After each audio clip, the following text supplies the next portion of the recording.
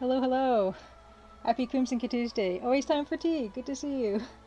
Anyway, yes, time for pushing pixels. Oh, oh yeah, good. I unmuted myself. Okay. Yeah, before we do that, I'm gonna just do a brief overview of all the other stuff I've been like learning and making over the past week, and then we will get into back to Pixel Bucket, and then we're gonna play some more Indiana Jones and the Last Crusade. We are moving on from Castle Brunwald, which is really exciting. Jessa Jeffy, hello! Blaholton, happy Crimson Tuesday. Grindislav, good to see you, of course. Grindislav. Francisco Gonzalez, making rose water. Francisco Gonzalez streams on Wednesdays at 1 p.m. Eastern. Wild West Wednesdays. Grindislav. Oh no, my caption's not working. Grindislav, what are you working on this week? If you are streaming indeed this week. Okay, good. Hooray! Grindislav is streaming a background tomorrow. I'm assuming for Rosewater. So I'm looking forward to that. Let's see. I am going to just get right into it, I guess. Developer update on Crimson Diamond. As I mentioned, I've been working full time for the past since mid-May until about July. I'll be working full time on my friend's game. It doesn't have a name right now, but it's kind of like Painterly, and I mentioned to you guys, it's like a turn-based, like roguelite, party-based exploration game, turn-based combat, and you kind of dig deeper and deeper into the center of the earth, and you encounter creatures, and you have to learn how to get along with them, and there is a spaceship management element to it as well, and so that's actually what I'm working on this week. There is a kitchen on the spaceship, and I'm going to be building that. And it's going to be a mixture of some 3D and some 2D, mostly 2D, but a few 3D elements here and there. So I've been learning Blender. Jessa Jeffy, I hope your ears perked up. I am learning Blender. I was going through this Blender tutorial. Matt's not a bad name. Good to see you. Welcome, welcome. Hey, lots of rock. Nice, lots of rocks. Grindislav to paint. I'm going to love seeing that. I love painting rocks, and I love rocks in general. Judith Butler's Lover, good to see you. Go Mansama, happy Crimson Tuesday. JBL says you should add the 3D tag since you're a Blender ambassador now. I am not, although I do have, I added a little Blender link on the Nightbot. So that is a link to the tutorial that I'm using right now to make a bedroom, like a 3-quart, like an isometric bedroom in Blender, to just learn the basic tools. It's really good. It's 15 minutes long, but he moves really fast, and I've been just keep playing the same bits over and over again, and I kind of already went through a lot of the Blender. Like, first of all, Blender is a free 3D program. It's really versatile, and I was using it to create texture maps for my friend's game, but right now I'm using it to actually build 3D stuff, and the actual Blender site has a bunch of tutorials, so I just went through the most basic ones there, and from there I'm started creating this little bedroom with that exact tutorial, and it's going okay. It's going okay. Which Time for Tea asks, is that why Nancy's an aspiring mineralogist? That's exactly why Nancy's an aspiring mineralogist. Because I love, okay, let's see. Oh.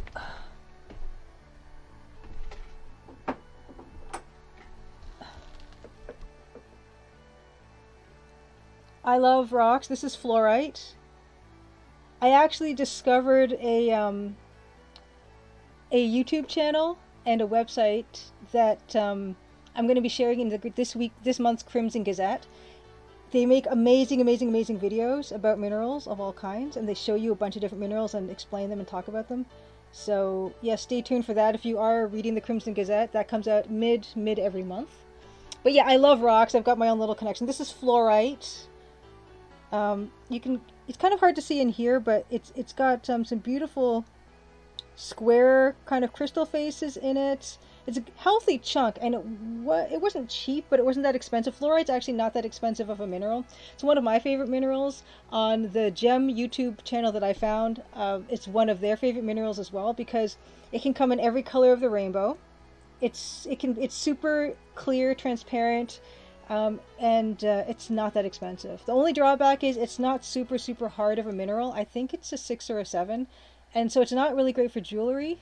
You can wear it on low traffic, like you wouldn't wear it within like maybe a bracelet or ring, something that's going to see a lot of wear. But for necklaces and for earrings, probably it would be okay. But yeah, it's perfect except for the fact it's really not that hard, which probably means it's another reason why it's not that expensive. So it's great for collectors. But yeah, I love minerals. I do.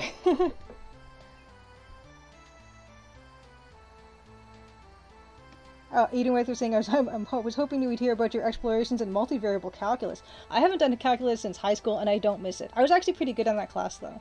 I understood calculus better than algebra and geometry. I don't know why.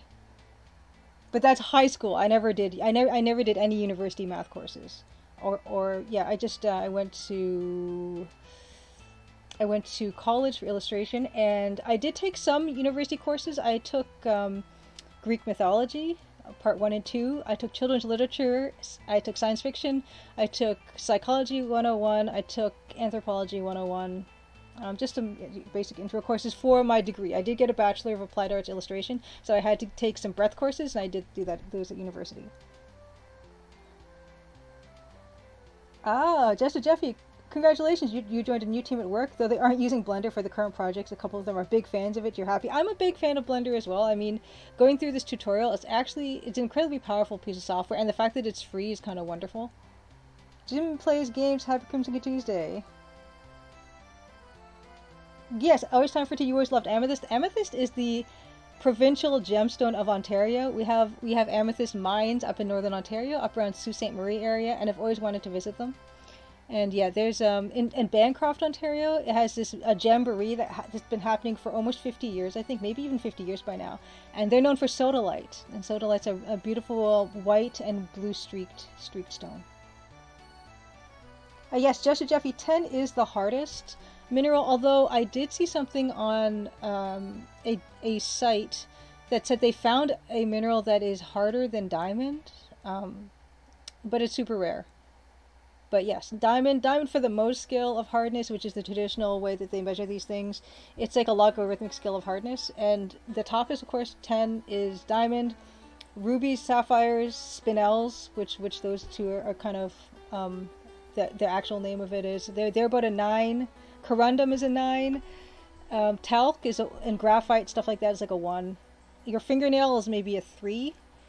And steel is, or you know what, ceramic, unglazed ceramic is about a 7, I think. I can't remember. But yeah, I mean, it's really useful, short, easy, one of the many ways you can identify minerals and classify them. Anyway, that's adorable. You said a former coworker's favorite color is purple, so her group was named Team Amethyst. Yay! JBL says, you can't fool us, such a 3D model you seamlessly rendered and tracked in my hands. Yeah, I wish. Yeah, 3D, I don't ever see myself making my own game. Like, the charms of 2D will always be number one in my heart. But I love seeing on Twitter, there's some really amazing Blender artists that make these adorable, like, little dioramas of little rooms and things, and it's super appealing to see them. Sakana Cow, good to see you. How's the Maple Mystery misting? Sakana Cow, yeah, I've been taking a bit of time off from it because I'm working on this Friends game, learning all these different software programs. So I'm going to show you a little bit of Clip Studio Paint. I was painting in Clip Studio Paint last week, I think, and I can show you the rest of I made 2 other monsters besides the mushrooms I did that other time. So I've been learning Clip Studio Paint, I've been learning Blender, and I'm using just other like team software stuff like Milanote, which is a way we're kind of putting up these shared inspiration boards that we can build really easily, that kind of thing. Yeah, Sakaneko, how you like Blender, you don't use it often enough to remember. Every time you need to learn it all over again. It's tricky because not only are the shortcuts, hotkeys, I mean, different from Photoshop, but it requires, the control scheme is very different too, which takes a lot of getting used to. So that's still something I'm getting used to. Jim plays games, what about Vibranium? I guess vibranium is like a metal, I guess. I don't know. I don't think it would fall into the same stuff. Anyway, says you didn't need any math classes for your university degree. Really impressive. You're studying calculus in high school. I ended up taking all four of my uni math courses in 1 year. 3 calculus courses, differential equations. No, my university degree it was a new degree at the time, where it was I don't know what kind of like degree it qualifies as. Maybe liberal arts or humanities, or I don't know what. It's something that they had just invented. When I first went to college, it was a 3 year diploma program, so it was nothing but practical, like drawing and painting and all that. But because apparently, modernizing and staying current and how everyone seems to want degrees nowadays, they converted it into a degree program. And so the breadth courses we needed to take were just general knowledge classes. We pretty much could pick anything we wanted, I think. For I don't know, maybe it's more structured now, but they would never have needed us to do math for it. Thankfully, wouldn't have got very far. Arabella, welcome back. Good to see you. Pascal Leroux, good to see you as well. Doctor Who's fist is stronger than diamond. I'm not really much of a Doctor Who person. I don't know anything about him, but is he really like he's an alien, right? That has taken human form or something? Is he super strong? Oh no, just a Jeffy. You knew a man who was really into minerals, but how he got into them is actually a sad story, and you're thinking about him now.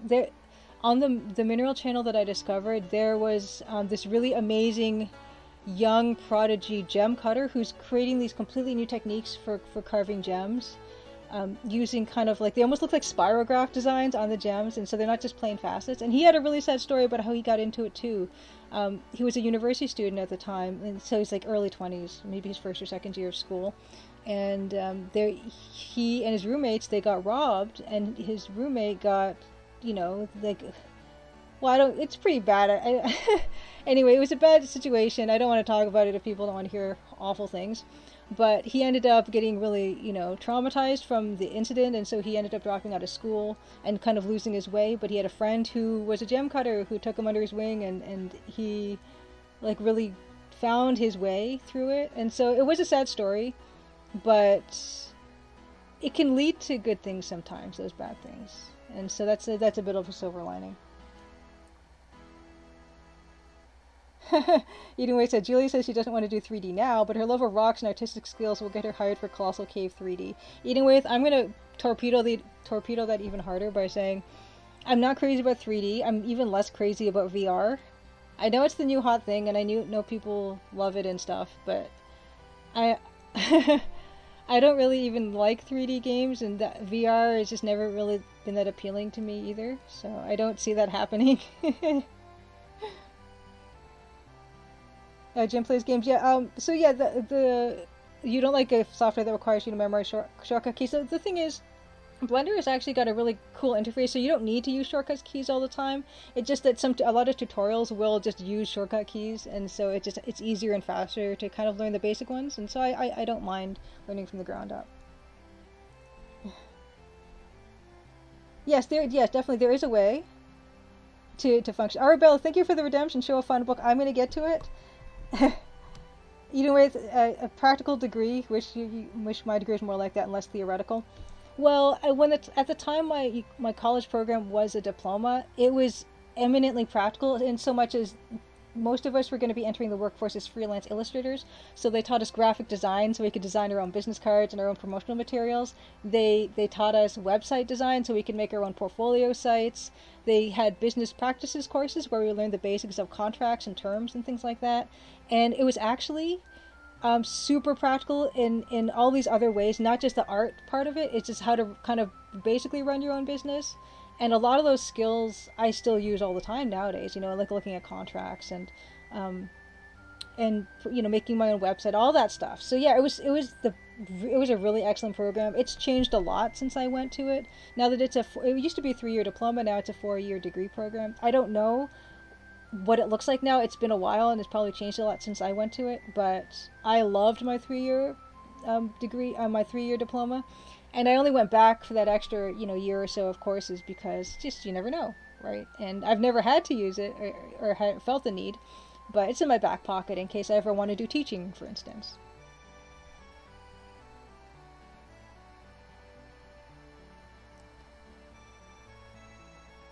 Oh wow, okay, Pascal Pascal LaRue says the Doctor Who reference is about an episode where he's stuck in a time loop and ends up punching a hole through Diamond, which took him a couple billion years, but he got out. Okay, so then okay, so he's immortal then because he lived billions of years. And also, I guess, you think about all those sayings about how, water will wear down mountains and things like that, and how you can see in really old stone steps, you can see, people have walked and made indentations in steps. I guess? I guess that could work. Cosmic Void 3, good to see you. Cosmic Void 3, the developer behind Blood Nova, and also, oh my gosh. What is the name of it? I can't remember the name. Cosmic Void 3. What is the name of the free EGA parser games you've been making? My brain is not connecting. Pascal, where you feel the same? 90s VR very gimmicky. Modern VR seems a lot like that. Now you have the same in Disengagement. Dragon Trash, welcome to Crimson Tuesday. Happy Crimson Tuesday. Yeah. You know what? I'm not too bad in terms of Blender. Memorizing the shortcuts isn't really that bad. I kind of wish I was, like, learning Japanese was as easy as learning the shortcuts in Blender. Oh well. It's too bad.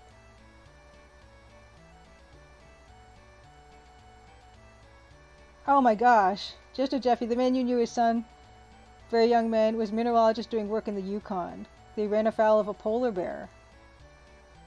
Yikes. Okay, that's terrible. That's terrible. Amberzine, good to see you. Yeah. I mean, bad stuff. Bad stuff can happen. It happens all the time. But I guess if you're alive for it, whoever's left alive, and you can kind of get something out of that experience, not 100% bad, just only 99% bad.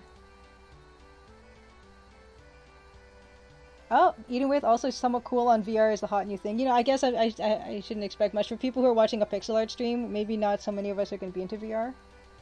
Been around a few years, hasn't really taken off. PS4 VR had a couple interesting games. Well, back to EGA. EGA will never die. Gomez, you're absolutely right. Tachyon Dreams, eating with, thank you. I was thinking Telwinium because it starts with a T, and it also is kind of like this multiple syllable T, unusual T word. I know Dave Lloyd is doing Telwinium, so that I knew it wasn't that, but I was stuck on Telwinium. Tachyon Dreams. Thank you. Yes, Void Breach. No, it's okay. It's okay for the sad story, just a Jeffy. 35 years ago. That also helps. Time does help. I will say that. Corruption Within. That too. Yes, Blender. And always time for tea. I agree with you. I think many people find older games and those inspired by them very appealing because of their simplicity. I couldn't agree more. I mean, that's what I like. I'm really pleased that there are a lot of games that are kind of like look the way I want them to look. And honestly, that's probably what brought me back to playing games in the first place, is because I kind of fell away from games back when everything started to become 3D. Like, all my favorite adventure game franchises started to do 3D and didn't look that good, and so I lost interest. And I know a lot of people have that same experience. Okay, now we're gonna move on real quick to, what is this? Okay, no, we're not gonna move on to this, but I did want to quickly show. We'll play this later. It's really exciting because we're finished Casa Brunwald, but we're not there yet. I've been showing real quick these things. I've been working on Witch Strandings, getting published by Modern Wolf. I just want to go through this stuff really quickly. That's going to be out this year, and so I did pixel art for this. So stay tuned for that. Modern Wolf. Yes, always time for tea. Thank you for reminding me. I will do the trailer, and then we'll get into stuff. But I'm gonna just put the Modern Wolf links up. I thought that was a thing. Yes. Okay. So please, if you like the look of this very tile-based game, I can't say too much about it, but if you're interested and intrigued, then give it a wish list. So that's that, real quick. Other quick thing is Space Warlord Organ Trading Simulator is having a Switch physical release, and there is a bunch of fun, like a fun poster, a fun sticker, and there's also a physical release of the soundtrack. The soundtrack is amazing. Every review I've seen for it have said the soundtrack's like the best thing, and it just might be the best thing about this game. RJ did an amazing job. So there's that. That's shipping in the fall of 2022. So if you're interested, hopefully, I'm not sure what quantities are limited or what the deal is. I should have checked before I came on, but I did not. There's that. But yeah, that's all those things, real quick. And I'm just going to turn back on the LP. I've got it all set up. Tile Quest. Oh, Judith Butler's Lover. Isometric games. I do find isometric games kind of appealing, and the idea of isometric adventure games kind of appealing too. Yes, Joseph Jeffy. Yeah, physical copies. First game project that I've done, almost my first game project, but first game project I've ever done that is going to have a physical release, which is kind of nice. But yeah, I'm going to show the trailer real quick for my game. So you know what? Do this first. Happy Crimson Tuesday, everybody. If you're new here, if you're old here, young at heart, whatever, I don't know. I'm Julia Minamata. I am making the Crimson Diamond. Not currently right now. I'm going to go back to it in July. I'm going to be back on my own project after finishing out some of the stuff I've been working on for my friend's game. For the game that has a name pending, it was called Hollow Heart, but they're changing that, so we can't call it that anymore. And it doesn't have any social media or online presence, so I can't direct you anywhere for that. But what's really good about it is I am learning a lot on it. And what's also really good about it is making me extremely antsy to get back to my own project. So probably in July, when I get back to finishing up this contract, I'm going to really focus on the Crimson Diamond. I really want to get back to it. Because if you leave something for a while, I don't know how you guys feel, but you kind of... You know, it's kind of like a little prickling at the back of your head if you neglect something for too long. Always time for tea. You know, you have not missed any of the bucket. The bucket is not finished. We're mostly going to work on the bucket tonight, but I just wanted to show some of the other stuff I've been working on and then get into bucket. That person 122, good to see you. Yes, trailer. We're going to play the trailer. I've been working on the Crimson Diamond. I make everything in it, except for the music. Dan Polakar does the music. We sometimes stream with him, and then he'll compose a track live on stream on a Roland MT32, which is really nice to see. We take feedback from people, and we generate that track together. It's a collaborative effort. And I'm going to show you the trailer for my game. It's kind of old-style looking Sierra adventure game inspired look and sound and all that, but hopefully easier. I keep saying hopefully easier, and I really think it is. I like to watch people let's play other adventure games a lot of the time. Retrograde Tom actually was playing Indiana Jones and the Last Crusade, the graphic adventure, last weekend, so I peeked in at him playing that. It was not his first time playing it, but I just love watching other people play games too. He's right now playing The Fate of Atlantis, I think he's playing. I don't know if he's playing it now, but he was tweeting about it, I think. But I love watching other people play them, but I've never been good at them, and so I'm hoping my game will just be a little bit easier than those. But let's play the trailer, and let's get into show and tell of all the other stuff, and then we're going to dive into Bucket. Okay. Trailer time.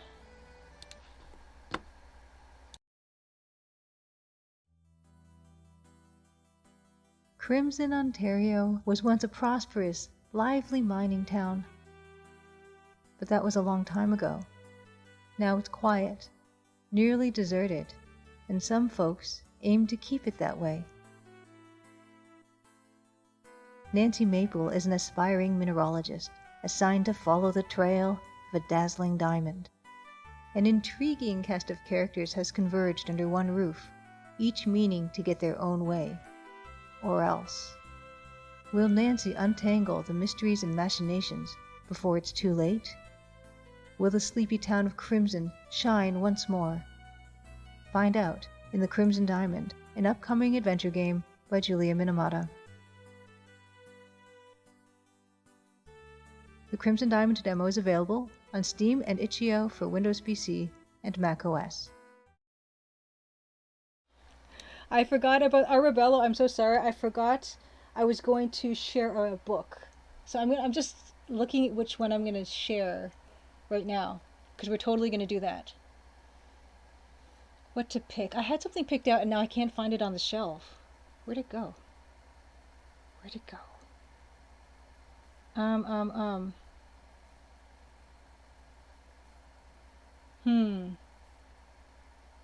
Okay, I've got a fun one actually. I've got a fun one. We're gonna do a fun one. So this book, a book I've had for a while. I've had this book since high school, and I don't know if I mentioned, but I kind of got started drawing stuff from comic books. I love, like, X-Men and all that type of stuff.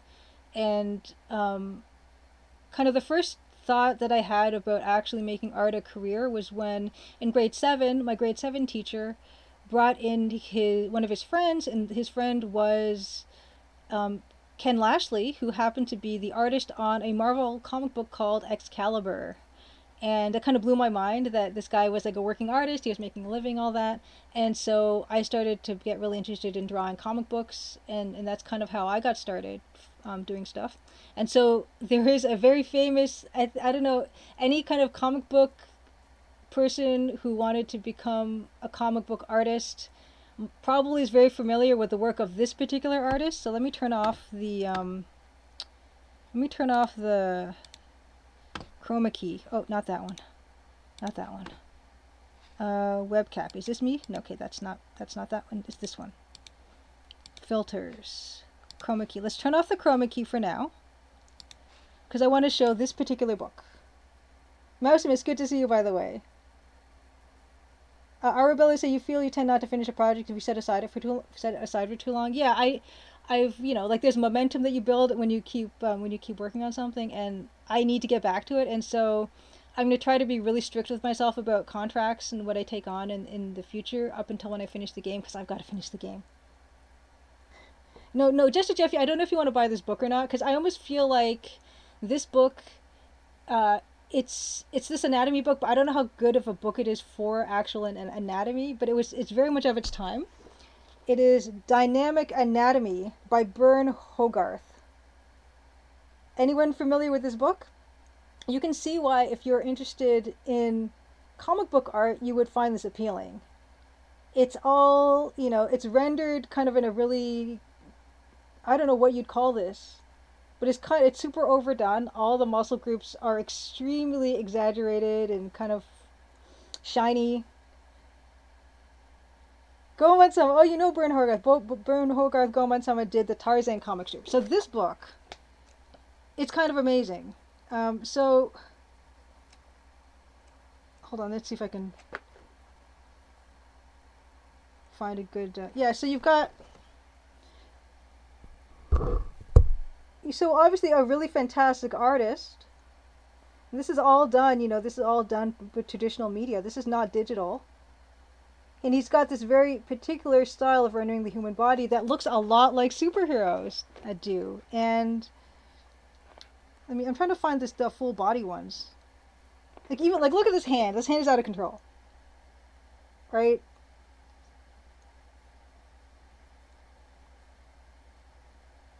Yeah, superheroes must be buff. Hyper real musculature. Grindosa says, looks almost kind of Art Deco. I actually wonder. He's one of the founders of the School of Visual Arts in New York City. It doesn't say. I think it's later than that. I'm not sure. Someone have to Google his life. But this guy, like, look at this stuff, right? It's so super appealing, like high school me. Like, this was the book that my comic book artist teacher would recommended. A lot of students in the class would look at this stuff, would copy it as well. It's kind of got like almost like pillow shading on the muscles too, like the way the lighting's done is kind of interesting.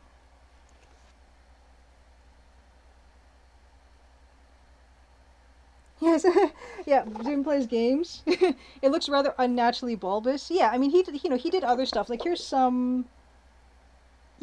This is more like line quality stuff. So he could definitely draw 100%. But his stylization is, yeah, it's super kind of nutso, kind of over the top, right? Like, and here's some lovely ladies. Hopefully Twitch is okay with that. Definitely can render light and shadow like gorgeously, and the forms are intriguingly styled. Like, look, this looks straight up, like that's it. Like, like here's a hand, right? There's something very there is an Art Deco artist I'm thinking of that kind of draws like this. I'm trying to look for like oh yeah, here's you know all this. So he's very well versed in all this stuff. But yeah, the stylization. But oh, well, Goman Summit says there's a great video somewhere in French of Bern Hogarth, Philippe Droulet, and Joe Kubert doing a bit of an art jam. Fantastic. That's amazing. Just a Jeffy, I don't know if you wish your muscles were that visible. But like look at this. It's great. Like an older man's face. Really, really, really fantastic. It's so you can see that it's just his choice, of course, to stylize in this way. But great book. Great book. But yeah, I'm still looking. There's some really interesting ones of like these two guys wrestling. Oh yeah, yeah. Here's the full body stuff. Right. So that is the interesting book for today. I've had this book for a long time. And of course, yeah, all the muscles. It's really good for anatomy study, I suppose, because everything is super exaggerated. This one was printed. First printing was in 1990. So yeah, that tracks. So anyway, Bern Hogarth, Dynamic Anatomy. Great, fantastic artist. Drew comic books, as Goemon Sama said. And that is the neat book from the bookshelf. So let us move on. Chroma key back. Yeah, Dave, what good to see you. I am glad my muscles aren't that visible. Yeah, Manu Mike, good to see you.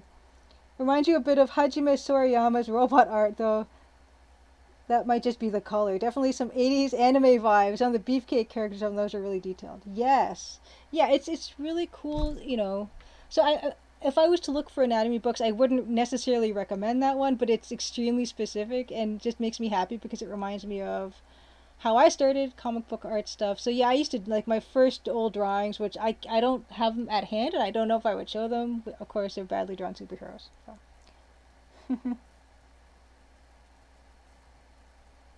Yes, and Frank Frazetta. Yeah, I mean, I think most comic book artists. I don't know, like maybe nowadays they're not as muscly, but yeah, like when I was growing up, they were super crazy muscle, and in order to do that, you needed to have that knowledge of anatomy.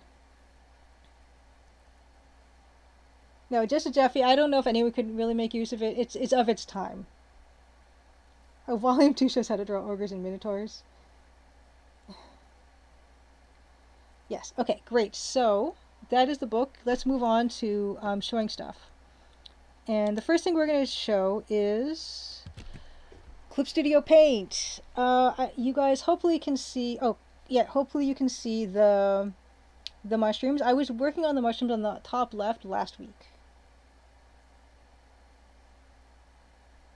Yes, Beta Human Studio. Good, welcome back. Good to see you. In Hogarth's book, Dynamic Light and Shade, he explains his unusual shading as invented light. Yeah, so that kind of it's like kind of like pillar shading, like that lighting that people do where the brightest is kind of the middle, and then all like the outside parts are like gradated darker.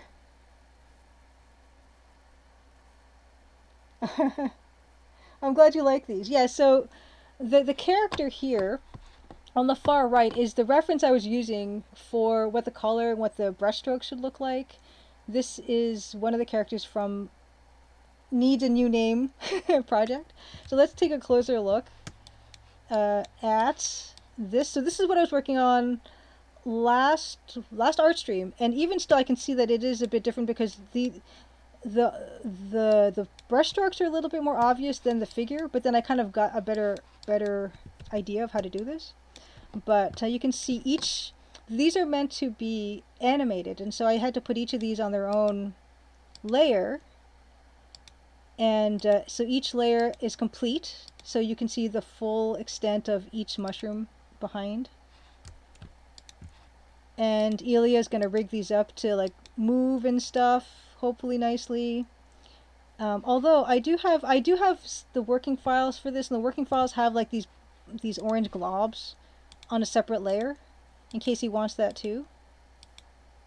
But this is these are just delivered this way so that it's easy to animate them. If he wants the globs, then he can have he can get a version of the globs. But yeah, so that's that one.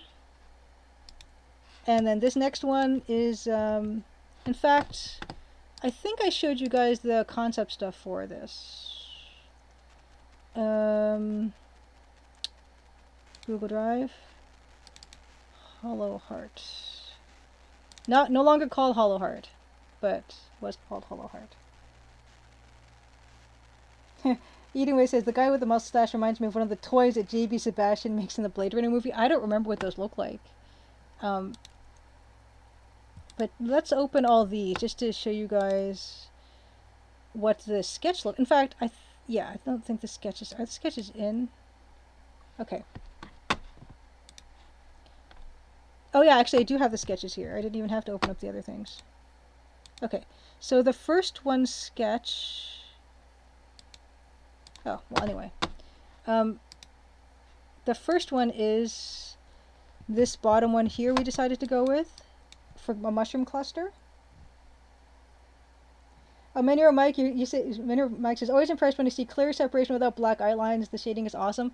Manure Mike, I struggled so hard with that because I as I mentioned, comic books are my first, like my introduction into drawing and stuff. So I'm very much like a line-based person. I'm most comfortable with just drawing with lines. And painting I've never been a painter, and it was a real struggle for me to be able to separate these shapes without my usual line work as like this big crutch.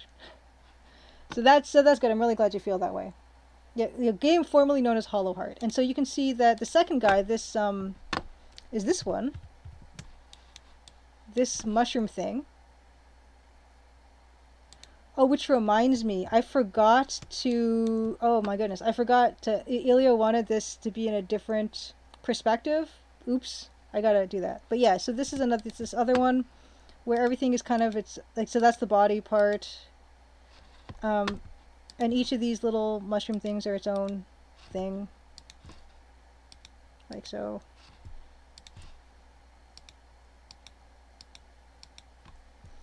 So this one's got kind of finer brushstrokes. How Jim plays games. I'm glad you love the mushrooms. This was challenging. And then the last one is this little muffin crab. So this muffin crab is this one. We decided, but he needed a 3/4 view, and so I had to kind of change that around.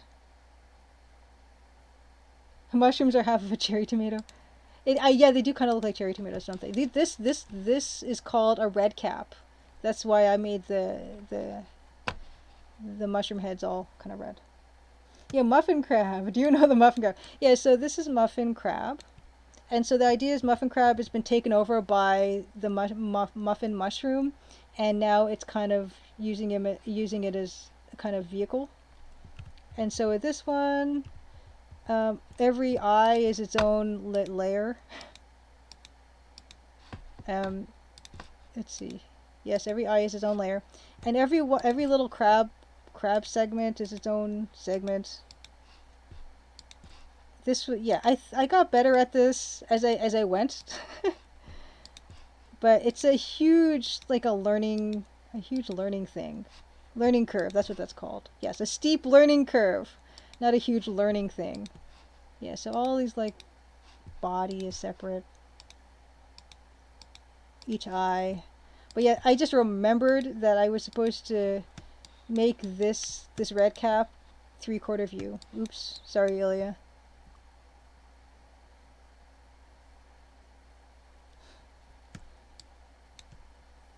Oh, thanks, Goman. So you like it's both cute and creepy. Yeah, the mushroom that takes over the snail for its vehicle. Yeah, there are parasites that kind of do that to wasps and things, and so we wanted to make it muffiny, and also kind of creepy by making the eyeballs kind of different shapes and sizes and kind of drippy like modern art type of thing. So that was his feedback for the muffin crab. So those are those. Next thing I want to show is the Blender room tutorial thing. So let me just open up Blender. Oh, I forgot to turn the music back on. And I gotta make sure that the web captioner is still up. And I'm gonna go back to Big Julia view so I can shut down Clip Studio. Yes, Crab is a host. Is a bit like the creatures in The Last of Us. Yes, absolutely. So hold on. Just you're seeing. Okay, good. You're seeing my face. I'm gonna open up Blender and then take us to the next thing I'll be showing really quickly, which is this little bedroom tutorial thing that I put in chat. Hopefully Blender and OBS will play nicely. It's a little bit of a... Oh, I can already tell... Is it chug? Yeah, everything's chugging. Don't chug. Please don't chug. Evil Tentacle, good to see you. Good morning / evening. Yeah, I'm gonna start... I'll let you know when I switched over to Blender. I gotta find the appropriate file. Okay. Open. Recent. 1 second. Actually, there it is. Okay, switching over to Blender. Glorious Blender. Just a Jeffy, this is what you're here for. And this is, again, this is the Blender tutorial. I'm putting it in chat. 15-minute YouTube tutorial how to build this kind of a thing. So you're taking a closer look. It's like a pretty ugly pillow, but you know, you've got a little nightstand and lamp drawers and shelving and baseboards and really big windows. But yeah, just to give you an idea of what it would be like to make something in this. You know, it's a lot in common with Photoshop in that it's got like, here's your layers. Each of these layers is a different element. You can name these, which I probably should have. You can add modifiers to things as well. So you can add beveling to things, like this cactus has beveling. And these baseboards have beveling. If I deleted this modifier on the baseboards, then they won't look as nice. So let's not do that. And you can move stuff around on these axes nicely. If you want to do straight, sideways, you can press these, all this. What's really cool, and the one part of the interface I really love, is that if you want to move stuff around, you click. If you want to strafe around in the view, you click in this little hand icon, and you move it around like this. It's kind of a really fun way to move stuff, I have to say. Scrolling in, scrolling out. But just as an example of what you would build in something like this, is you can make, like, let's say, the flower pots, for instance, were particularly fun to make, so let's make one of those. And so here's this, let's just do this over here. So, oh great. Yeah. So this type of thing, you get one of these, and you can edit like the faces and stuff. You can take one face of it. Of course, as I try to do this, watch me completely fail at it. I just choose this one. You can, well, first of all, you can move stuff down. You can extrude. Oh, it's not as cool if you don't. Okay, let me scale. So I can scale the top of this, and I can make, you know, whatever. I can extrude. So bringing this up. Extrude. Actually, wait, scale again. Inset. Extrude down. So you can make, you know, you can make all sorts of shapes really easily. You can shade them differently.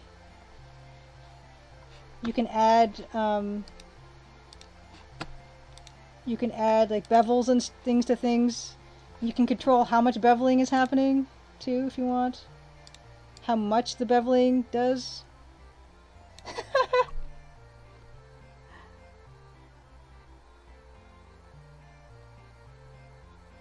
Jim plays games. You like the 3D modeling, but you fell down with the texturing. A lot of the stuff I see on Twitter that is making like dioramas and things, they're not textured really. They're just like all kind of look like they're made of plasticine, and I kind of love it. But yeah, so this kind of thing. There's a ton of different modifiers. I've only used in this tutorial the beveling. You can mirror stuff too.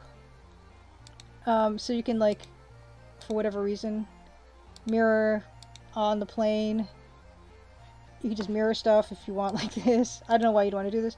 I did use it for the bed stands, as you can see, the bed posts. So you can do that. You can color stuff too, but that's at the later part of the tutorial. I haven't done it yet. Always time for tea. Crimson Diamond 2 will be 3D. I don't think so, but I do find this quite appealing, I have to say. And then, you know, there's different views for things. You can look at things, X-ray view. This is X-ray view. Then you can see things in wireframe. There's a lot of different viewing. Oh no, yeah. I'm not going to put on the too heavy of a thing. Yes, making lampshades with Blender. Joseph Jeffy says, I'm so happy right now. Yes, making a bucket in 3D. Yeah, I mean, we could totally do that. But yeah, stuff like, and then you can make, you can make other basic shapes. Oh, no, we don't want a duplicate object. No. We're going to make, you can make a sphere, and you can, you can scroll up, down, whatever you want. So this, the cactus was made with a sphere, and you can scroll, but you can scroll like up if you want, just up along the z-axis, or you can scroll. You can scale on one axis only if you want, like so. And then you can also, if you go into like the object view, you can see that you can select different. Hold on, how do you do this? Like individual faces for things too, and you can start modifying stuff that way. So if I extrude this, it just pops out. If you wanted to do that, or you can just select. There's shortcuts for this, but I can't remember them now. You can just take this one. You can move this point up if you want.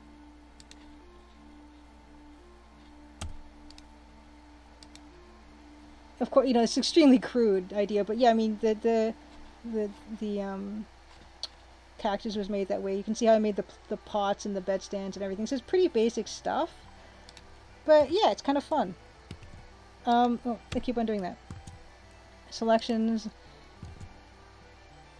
You can just build a plane. Extrude the plane. Oh, can you? I tried to demonstrate. Okay, extrude. You can put cuts into things. So, if you take a cut here, you select just this edge if you want. Scale just the edge. You can pull out, pinch in just that edge, that loop cut. So you can do all kinds of stuff.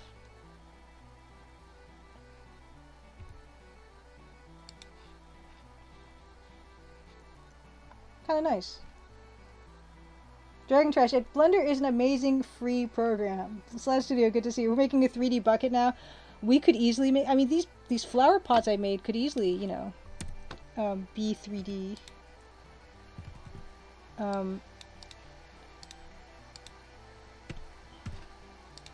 Scale. We could easily make a bucket. I mean, easily make a 3D bucket. Would be a cinch in Blender, and it is a really cool program, and I'm still learning it. So this week the task is to make a kitchen in Blender. I mean, well, not in Blender, like we're not going to go this extreme with it, like, and Ilya still has to kind of brief me on what exactly we need, and that'll be a meeting tomorrow. Yeah, flat shaded polygons. I like flat shade. I think it's really refreshing to see it. And yeah, I'm not sure how to texture this stuff myself, but I think that's something that Ilya will be teaching me tomorrow. Dragon Trash asks, what would you think about doing 3D with pixel art textures with dithering? You know what? I don't know, that might be kind of a strange look. What I'm starting to think of immediately is Return of the Obra Dinn and how that was kind of done dynamically in the game engine, and I really like that. I just don't know if that would work in color. Unless you use really muted colors, then I think that would be nice. But the black and white Obra Dinn, dithering, 3D dithering was really cool. I love that. Subdivision modifier.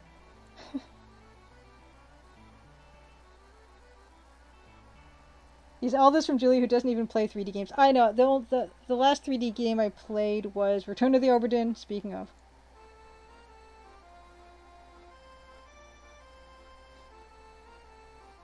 Yes, making a kitchen sink and say that it's just say that's all you need. Oh, wow. There's something in Blender called grease pencil, which I'm kind of scared about.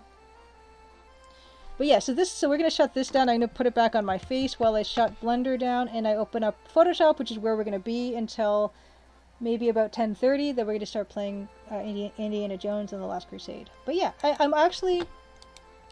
I like Blender. It's cool. Oh, wow. Web captioner. Okay, good. We're back. Yeah.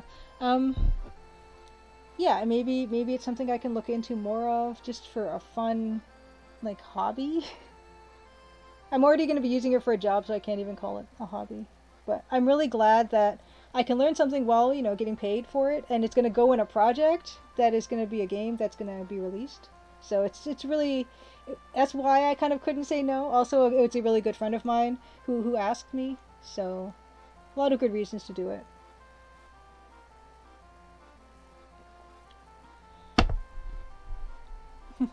Your last name was Fiscal. Dave, I loved your typo. Instead of Disco Elysium, Fiscal Elysium.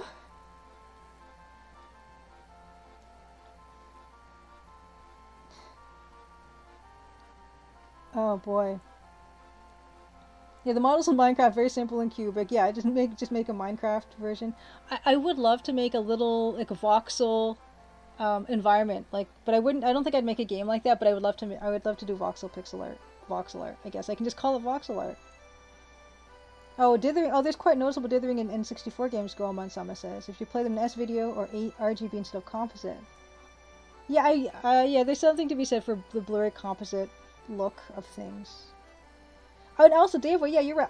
Jewelry designs can be made in Blender. That really does appeal to me.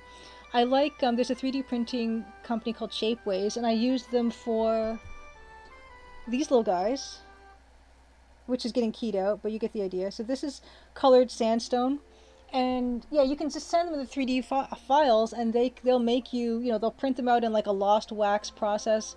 They'll do precious metals, they'll do silver, they'll do gold plate, they'll do gold plated brass. They have a lot of metal options, and people do use them for 3D printed jewelry, and it's gorgeous. I really do want to do that. That's another hobby that I eventually want to get into. Okay, I'm gonna actually start up Photoshop.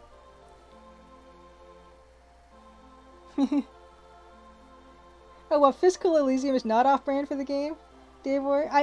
I did buy it when it was 60% off, and I don't know when I'm ever going to play it, but I have it.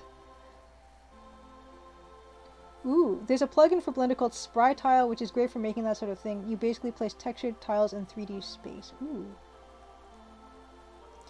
Dave, well, yes, I remember you designed your wife's ring. It was gorgeous. And it's so amazing that you learned a 3D program for that, too. That's so perfect.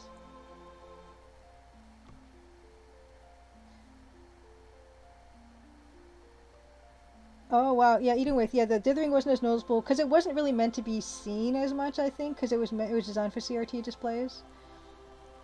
Oh, Judith Butler's Lover, they say there's some voxel isometric art that could make the most beautiful game. I would love to explore even just a bit of art for that.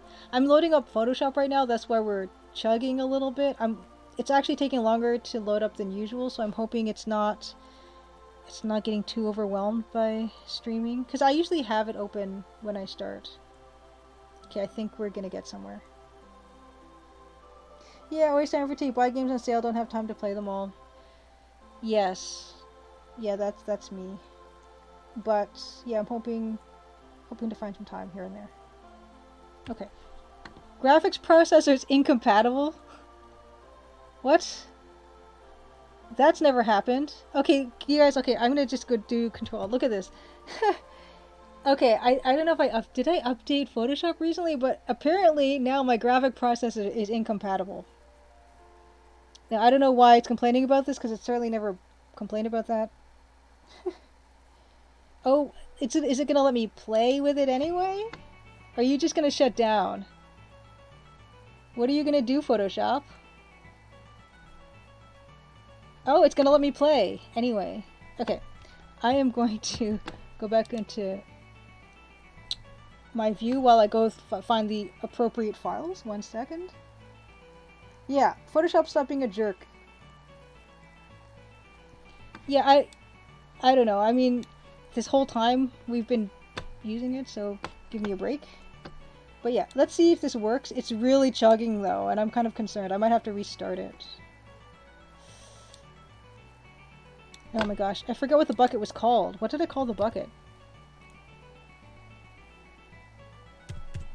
Ugh. Absurd. Oh no, oh, it's a little bit smoother now. It's a little bit smoother now. Okay. Okay, it's not so bad. It's been worse. Okay, fishing. I think it started with an F. It was not with. Was it bucket? What did I call the bucket, you guys? I don't remember the bucket's name. Okay, wait. Let's go by date. It was by date before.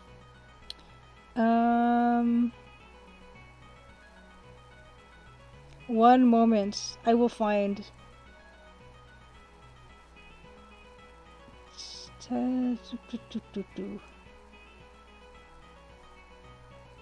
You know, it's funny because I always save it in multiple places, and it's should be in JM streaming stuff.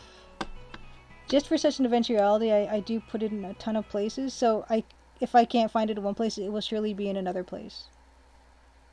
Now where is it?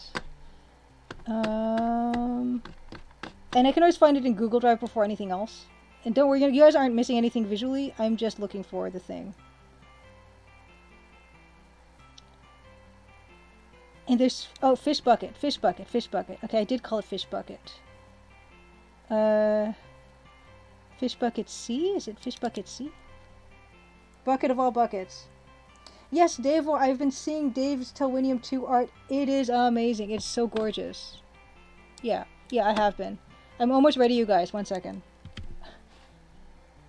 I'm still prepping files. There's something else. I wanted to show you the concept art for the environment that I will be doing in Blender/Clip Studio Paint. So I want to just open that one up for you guys too. Yes, Crimson Diamond 2, the case of the missing bucket. Flora Bouquet. Yeah, Judith Butler's Lover, I've never seen the show that references, but I do know that it's Bouquet. It is Menu Mike. It's bucket _ final _ v2 _ copy in parentheses 1. That is honestly what this stuff ends up being. And my layers, they're just called layer copy 55. It's true. It's true. Although, because I'm working with Ilya for the characters, every crab claw segment was laboriously named. Where is the kitchen revision? Oh my gosh, it's...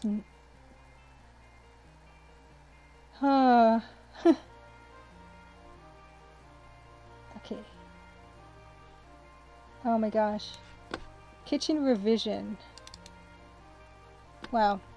Kitchen revision. Kitchen is not on this computer. Oh my gosh. Am I gonna show this, or am I just gonna be too lazy to do this? I'm gonna look for it in one more place.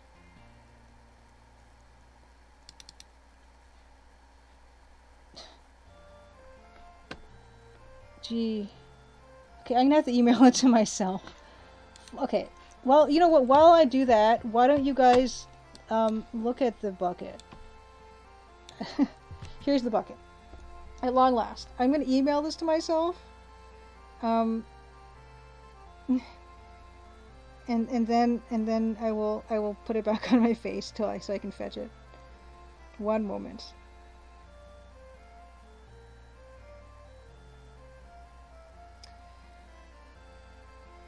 But we will get, we're almost there, you guys. I just want to show you guys one more thing. Gaze upon thy bucket. That's true, Mentor Mike. To be fair, weird file naming did bring us guy.brush. Yeah, Nancy's last name should be like PSD or something. Okay. So I'm going to put it back on my face. I'm going to check my email and just fetch the bucket. One moment. Yeah, Beta Human Studios is seeing this image complete is definitely on my bucket list. It is on my bucket list too. It will get finished. It's nearly there. It really is. We're very close. Oh, no. I just want to show one more thing, and of course everything is going really slowly. Yes, always time for tea. That's incredible. It's a shame this segment will only last a few seconds. I can always, I don't know, put it on merch or something. This PSD would be a character's initials. Yes, yeah, Mentor Mike, yeah, I'm definitely trying to make the grass and everything, like, really integrate Bucket into its environment and make that environment more interesting. At ATM Machine, good evening, good to see you. Yeah, the file name was actually guybrush.bbm. I thought the file extension for those was brush 2. Okay, one moment. I have the kitchen concept to show, and then we will get into it. Kitchen. Okay. There's that. Okay. Back to Photoshop. You guys don't see Photoshop. I will cue you in when you're supposed to see it.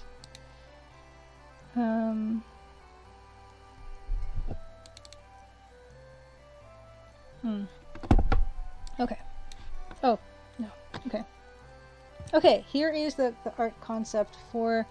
It's a spaceship, but I asked Ilya, does this need to be like a space kitchen? Does it, or does it need to be kind of like, you think of like airplanes where they have those overhead compartment bins, so they're made so that stuff doesn't come flying out? And he said no, he wants cupboards. We all really like cupboards. I love cupboards. You know how much I love cupboards from the kitchen in the Crimson Diamond and like basically almost every other room.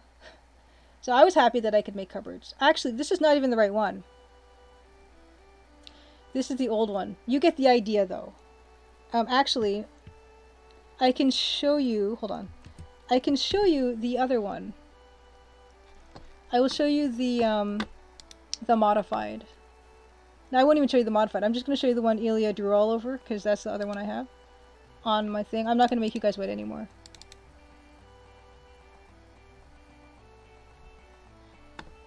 Yeah, the perspective is tricky, Mouse. I did fix it kind of in the new one that I sent myself the wrong file, but you get the idea. It's pretty much that, except better, which is a nice and convenient way to say things are. It's basically that, but better. Don't even worry about it. Subnautica type of base segment. Yeah. So this is okay. It is, yeah, it's a spaceship with a bunch of different segments, and there's like a lounge, a bridge, kitchen, all and that kind of a thing. And so ooh, Lucas, good to see you. Thanks for the bits. Happy Crimson Tuesday. And where on earth? Oh, my Photoshop's still chugging. I will let you know when you see Photoshop again. Okay, 1 second. Oh wait. Hold on, I gotta...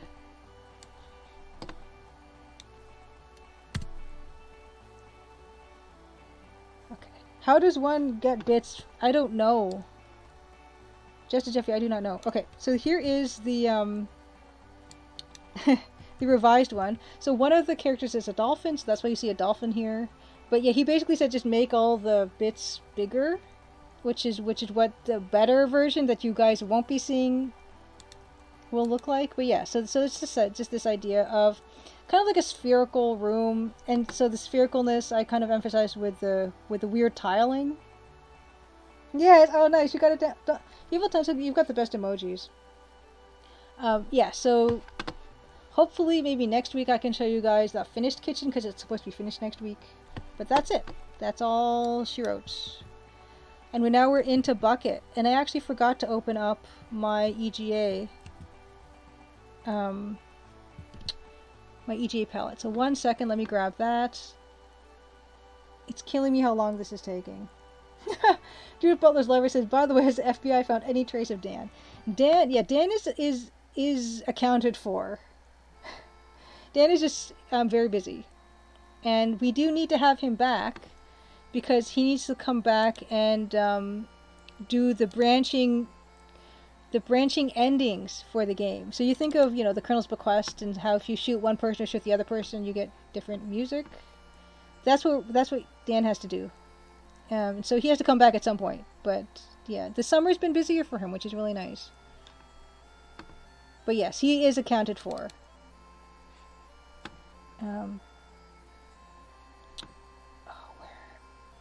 Let me get the EGA.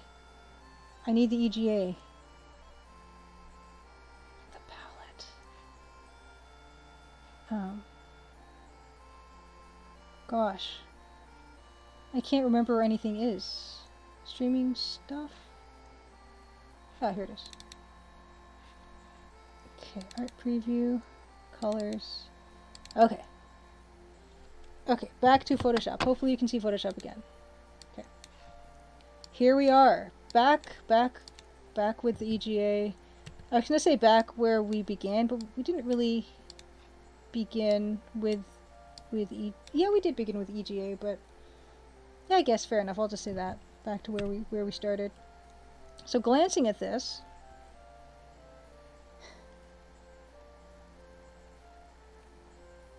just a Jeffy. I don't know why I ever ask questions begin with how does. The answer is almost always money for bits and stuff. Yeah, I don't know how that works. If you guys, I've gotten hoarse all of a sudden. If you guys support me to be here is great. You support me by cashing in whatever the channel points are to show books and all that. Makes me more than happy.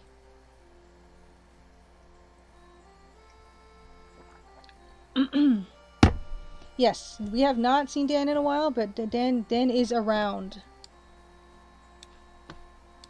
As of today, Dan is around. Okay, so looking at this, I know we've been working in incorporating some of the flowers in the picture. What I'm thinking is, so the cattails are on their own layer. I was starting to add like texture bits. It looks like I was adding these rocks and things. Although I don't know why this bit is here.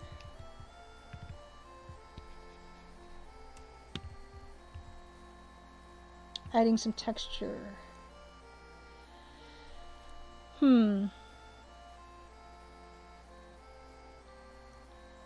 I think we need to have more depth in the grass stalks as they come closer to us, so maybe we'll work on that today.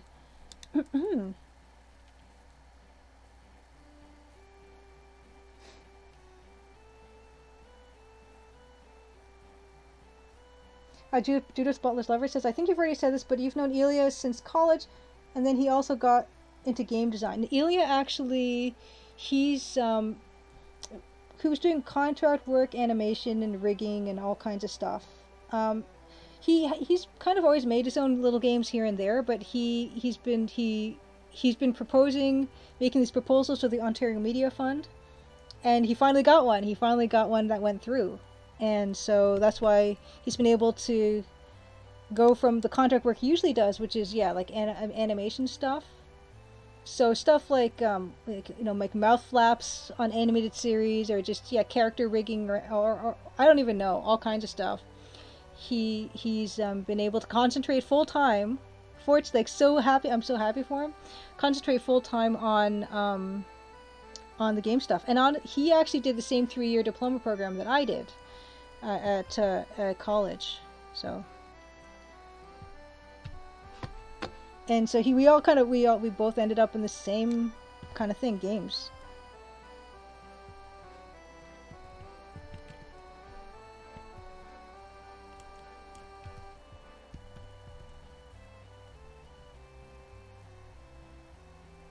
Just to Jeff, you say you still struggle to figure out how to use your Prime sub.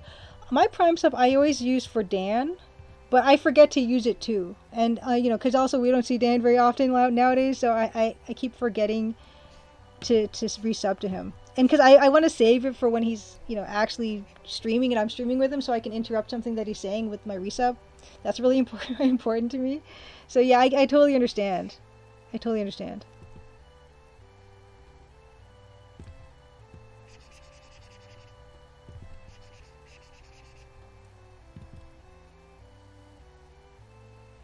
Yes, Ontario Media Fund, JBL. Yes, it's a state. It's So the provincial government has been supporting has been supporting like video game industry here in Canada. So you know you can apply for these grants, and they come in all different amounts and all different levels and stuff for you to make games with. And so if you can put together a good proposal and maybe, you know, potentially use some new technology or something, you know, this particular game is using AI for the mobs, for the monsters and stuff, the sentient creatures. And so that was kind of one of the reasons why I think, well, that's why he thinks that he got some funding this time. You know, and the idea is that you're also going to be employing people in the industry as well, so it's also supposed to create jobs and also be like, I guess, cultural supporting culture in Ontario. And Toronto also has them as well. Yay, Davor! Oh, you're making pizza from scratch? Wonderful.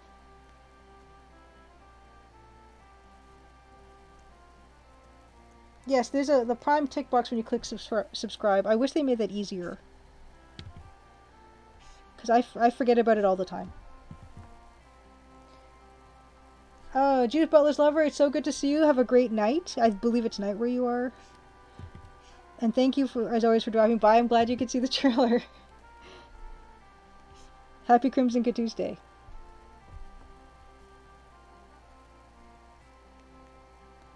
Yeah, Jessica Jeffy says, paying attention to who gets all the grants in Ontario, it seems pretty clear to me that some local companies haven't really figured out. Yeah, I think, you know, there's obviously, there's a certain, like, format of stuff that they like to see. There's a real art to it, for sure. And now that Elia's gotten one, like, he's applying to all kinds of stuff now, and hopefully he'll be able to get more of that stuff going on for himself. Because now that he's gotten a taste of working for himself, like, he wants to keep this going as long as possible. So he's, you know, proposing some other stuff.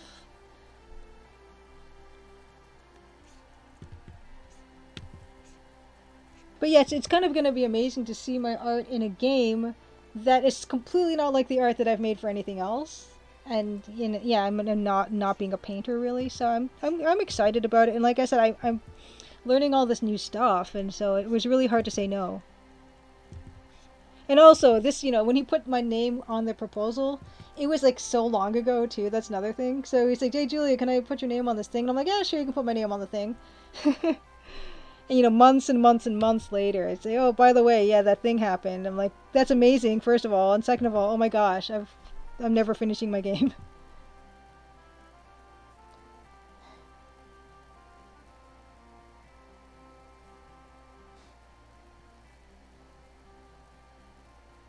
Yeah, Jessica Jeffy, yeah, you can succeed quite well in Ontario if you figure out how to navigate grant application forms, which is a whole thing, not as easy as it sounds. I have not mastered that. I've not really applied to them. Well, I did get one grant, to be fair. I got that Pixel's BIPOC grant, and that one was super, super, super easy to apply for. So there is that one. So I did get a bit of government money.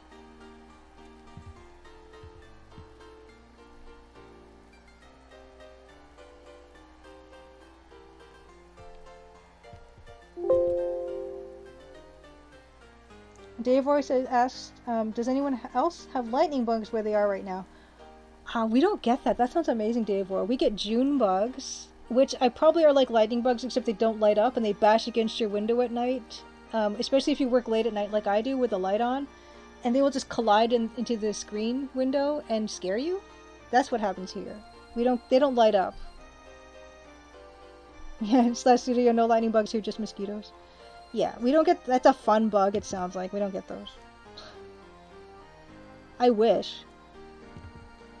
Oh no, ATM machine. You used to get lightning bugs around where you are, but you don't anymore these days. Yeah, that kind of thing makes me sad too. But sometimes there's happier things when things change for whatever reason. You know, like my mom's garden. There's so many goldfinches now, and I don't know what happened. Like when I was growing up, we didn't have all these goldfinches, and now there's just at least a dozen of these things. They're there and they're there every day, just chowing down on her feeders, and so that's wonderful. That's a nice change. So for whatever reason, and I honestly think we have a greater variety of birds. Maybe, I don't know, I get that feeling here. I mean, we have house finches, and right now these birds are fledging, they're young and everything. It's really cool to see.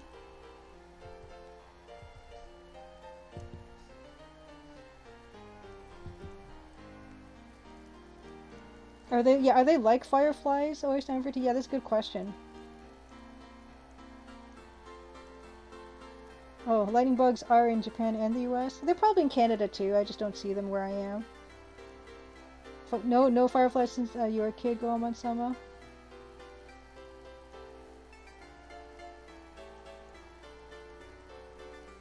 Oh, just a Jeffy. I had no idea that, yeah, there's a handful of Toronto companies who regularly get the grant money. Yeah, you kind of want to see it spread around, so I can totally understand why it bothers you. And who knows, yeah, who knows really what's going on if they're the only ones applying or taking the time to do that. And then they just get, like, they've got it down pat, you know? Could be that. But yeah, I mean, now my friend is you know, now Ilya's getting in on the grant stuff, and so I hope, you know, for the best for him.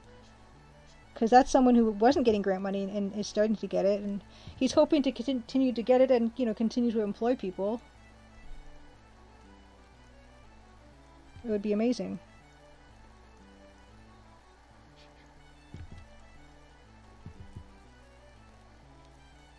Fireflies and lightning bugs are the same, different names, Inuwaith? Oh, Pascal Leroux, explosion of stink bugs? Oh no, climate change, local fauna for sure. Yeah. Oh, Inuwaith lightning bugs in Illinois. Never saw them in Montana, perhaps too cold or not humid enough. Yeah, I wonder about that. I mean, I think maybe suburbs is too suburb for lightning bugs. We don't see them.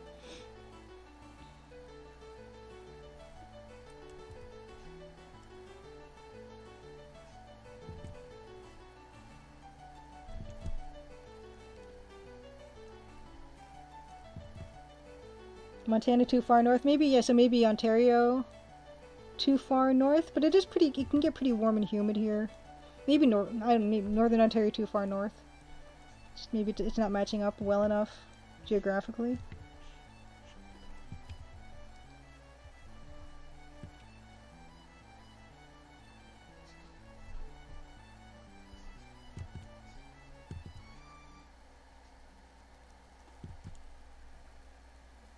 Yes, grant money. Eating away says grant money, keeping game developers off the street and out of trouble.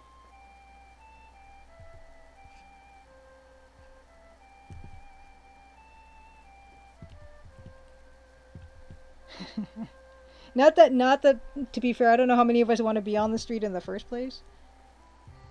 But yeah, you're totally right. It's good because it does employ people.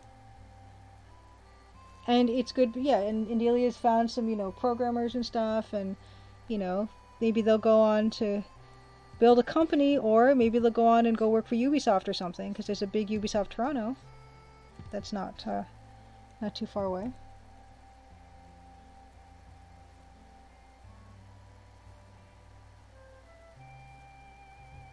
Oh no, Dave War.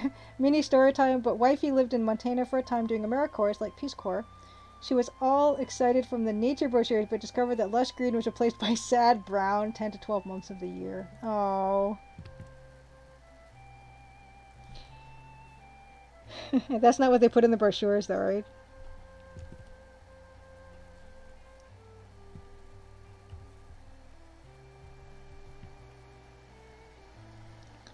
I'm having trouble deciding how I'm going to treat the stuff in the distance. Is it going to start to break up like this? Are we going to do some weird, like, grass dithering to give depth? So that's the deal. You should totally put lightning bugs in your game. Yes, and always time for tea. This is Ubisoft in Montreal. Absolutely. So yeah, maybe, you know, like after you get you know, you get experience, you know, working on grant stuff, grant games, you could go work for one of the AAA, you know, studios if you so desire.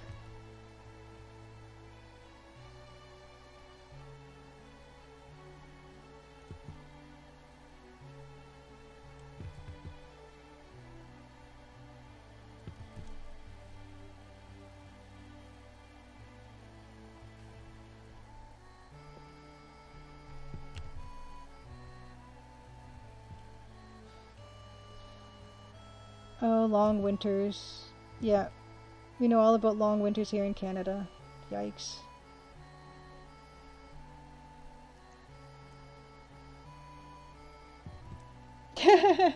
Even with you saying Montana spring, yeah, that was a nice day. Oh wow, Manuel Mike, there's an Eidos Montreal, and they make a new Deus Ex game. You're hoping Embracer Group. Yeah, I think there was that acquisition.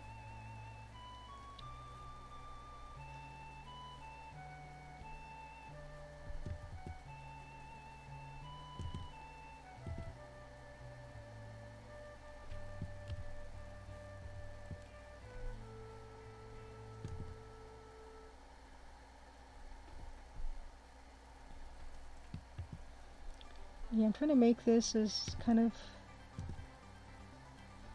I'm trying to do like a weird like fading gradation thing with this stuff. By just putting little speckles here and there.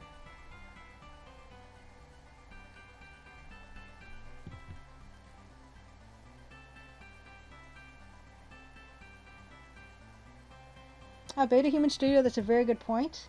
The only issue with grant games is that there seems to be some pressure to release them when the money runs out, regardless of whether they could use an additional polish or two. Yeah.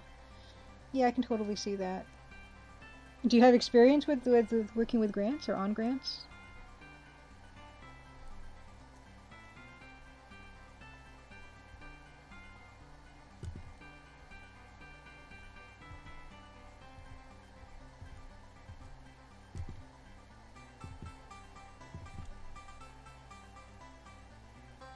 That's another thing, but yeah, glaciers, you guys mentioned glaciers. Yeah, those are not going to be around forever, are they?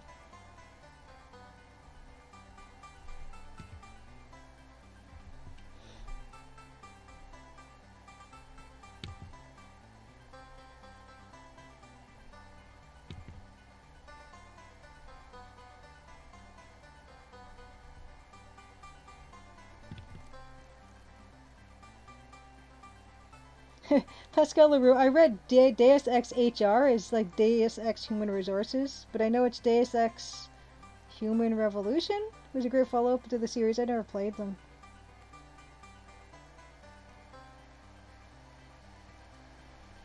Oh, Glacier is the name of a national park in Montana. Gotcha.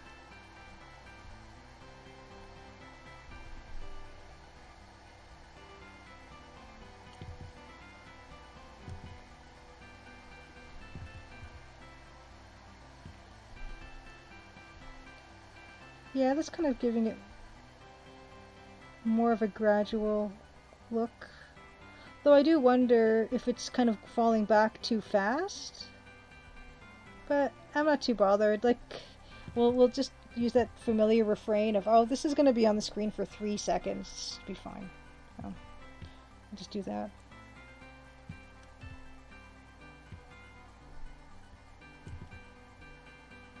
I don't even, did I start this as a new layer? I did, okay, good.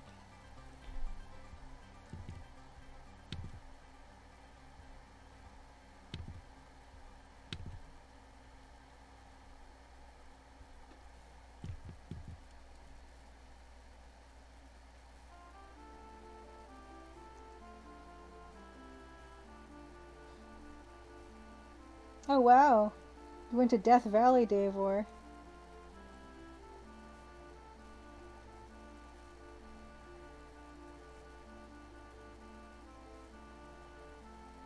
Oh, that's another thing. Yeah, just Jeff, you seem to like be more well acquainted with it than I am, and I did know that, but I completely forgot that. Yeah, in Ontario, there are grants for separate for pre-production, development, etc. You can get grant for developing an idea. That's entirely separate from actually producing a thing. Yes, there are different types of grants.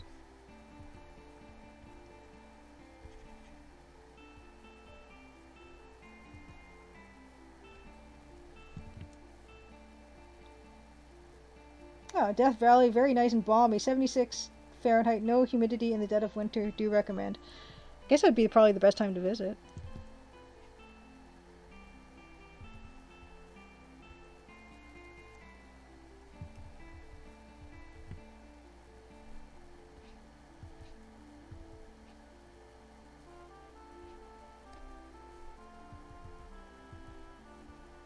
Huh.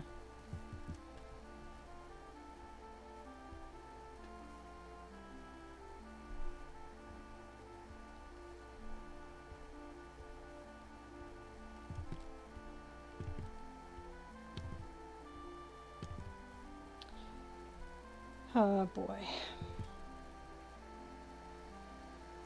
Oh wow, Davor. Davor says, in the summer it actually gets too hot to use AC in your car. It mortally stresses your engine and constrains you in fatal heat.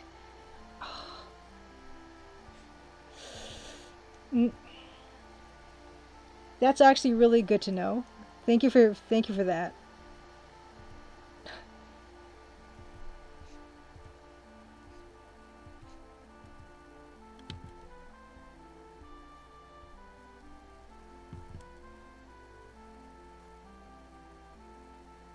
Okay, Beta Human Studio says, no first-hand experience with grants, but I always worry when I get a game on Steam and it was developed with help from the Hungarian Media Fund or some such. They're usually a bit buggy.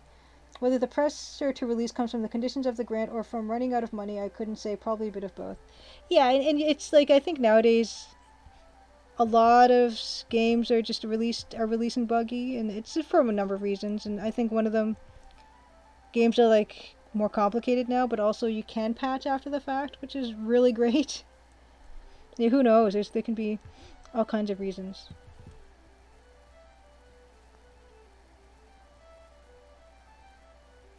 Yes, that's a Sierra death right there. Therefore, you turn on I can just see the game where they say, oh, it's so hot, and if you don't turn on the air conditioning, then you'll die of heat stroke, and if you turn it on, then your engine dies, and then you die of heat stroke. Yeah, that doesn't seem fair at all, and it's like a nightmare, basically. Now, many are like Death Valley, aptly named. Phoenix still stands as the ultimate monument to human hubris. Yeah, a lot of these places it's going to get really scary as things just keep heating up. Although, I'm hoping, we're going to come to some amazing energy. I wouldn't say discovery, but a refinement of what we have in terms of creating energy, and maybe one day everything will just be in giant domes, including like forests and stuff, and we'll be okay. And yeah, I don't know.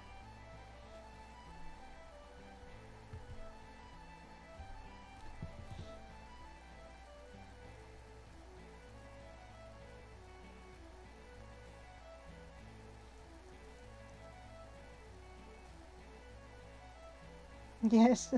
Stat Studio, yeah, your game, you say buggy after 3 patches, had no budget and limited programming skill. Yeah, it's to be expected. I mean, I know that my game will release buggy. That's, I have to just know that and be okay with that. It's gonna happen. Hey, Beta Human Studio, domes and tubes. Now you're talking my language. Yeah, who knows what'll happen in the future. Hopefully. Oh, how did that end up in there? Maybe we're gonna, clean energy, and everyone will be perfectly the exact right temperature.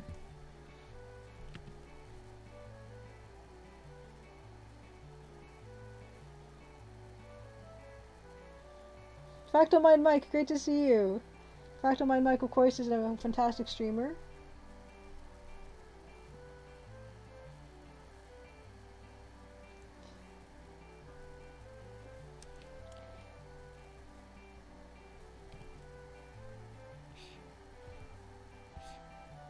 Fractal Mind Mike, I don't remember if you were here for the last week's Let's Play stream, part of the stream, but we made it out of Castle Brunwald in Indiana Jones and the Last Crusade, and I'm going off book again. I'm gonna start trying to figure the game out with my own brain until I give up, which probably won't take very long. You've been missing a lot lately? No, it's good to see you whenever you can make it. You have to work and bills.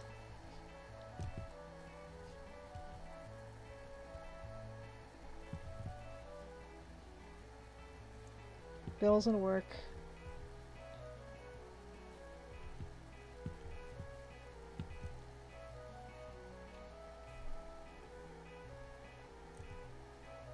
But yes, just to repeat what I said earlier, after this contract with Elia on game that is no longer named, I'm gonna really try to buckle down and say, I'm gonna focus. I gotta focus, and not take on work, you know, and just try to finish the Crimson Diamond. Because yeah, I haven't touched the Crimson Diamond in weeks, and it doesn't feel good.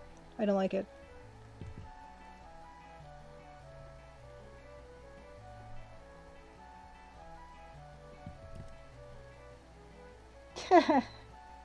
Manuel Mike says, make sure to throw a punch when you're in Berlin, save first.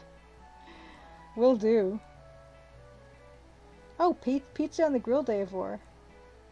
Maybe we'd build your own pizza party at your house in the before times. Yeah, my sister would do that, I think, that they would buy pizza dough, and they would make their own tomato sauce with just like some canned diced tomatoes that was really easily put together. And yeah, they would make that all the time for dinner. Like a really quick dinner that's really nice. Oh, Fractal Mind Mike. Thank you for gifting the subs, Fractal Mind Mike. That's amazing. Thank you so much. It's really good to see you. And hope work and bills aren't getting you down too much.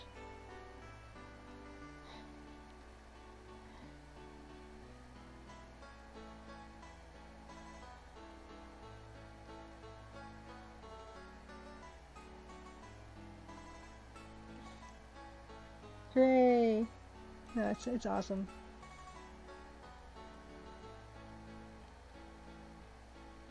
Oh, Edith, you're making your own pizza dough. That's fantastic. Yeah, my sister would do the thing where, yeah, you can just, at the grocery store, at least in her grocery store, you could buy like fresh pizza dough, which was amazing, because then, like, basically that's the hardest and most time-consuming part of pizza, because it usually, when it's fresh pizza dough, it cooks really fast in the oven.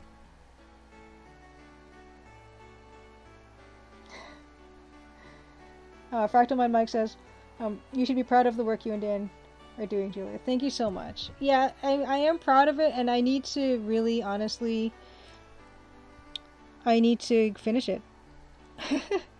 I do. Although, thank you, Pascal LaRue, who says, I don't mind the wait for a game like yours. Whenever it comes, I will gladly pick it up and feel rewarded, considering what I got out of the demo. You know, it does mean a lot to me.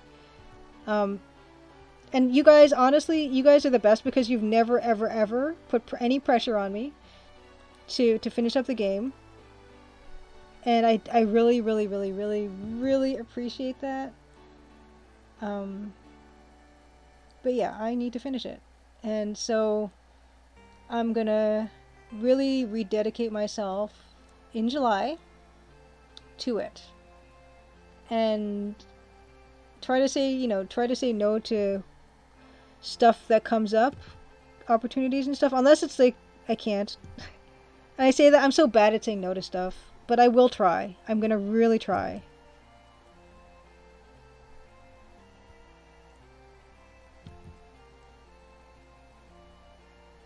Yes, and when you do the pizza in the oven right directly on the grill, it becomes awesomely crunchy.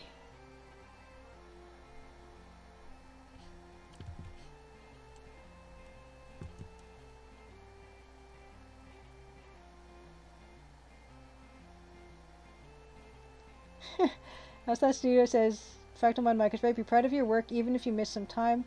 I know when Breath of the Wild 2 comes out, my work output is going into hibernation for a month. Jester Jeffy says, as I've said before, we want you to finish the game, but we kind of also don't want you to finish the game because we like the Tuesday streams. and I have mentioned before that Dan and I have talked about this. We're like, well, what are we gonna do when the game's done? Because we like streaming too, and we just don't know what we would do after. And of course, I have been streaming the other stuff I've been working on. You know, like this Blender stuff and the Clip Studio Paint stuff. I have been showing some of that, but I honestly don't know what we would do after. Maybe, you know, I would do Let's Plays and stuff. But after the game launches, I do plan on taking it easy for a little bit. And doing all that stuff I told you guys I wanted to do. Like, do some voxel art. You know, make a game and adventure on.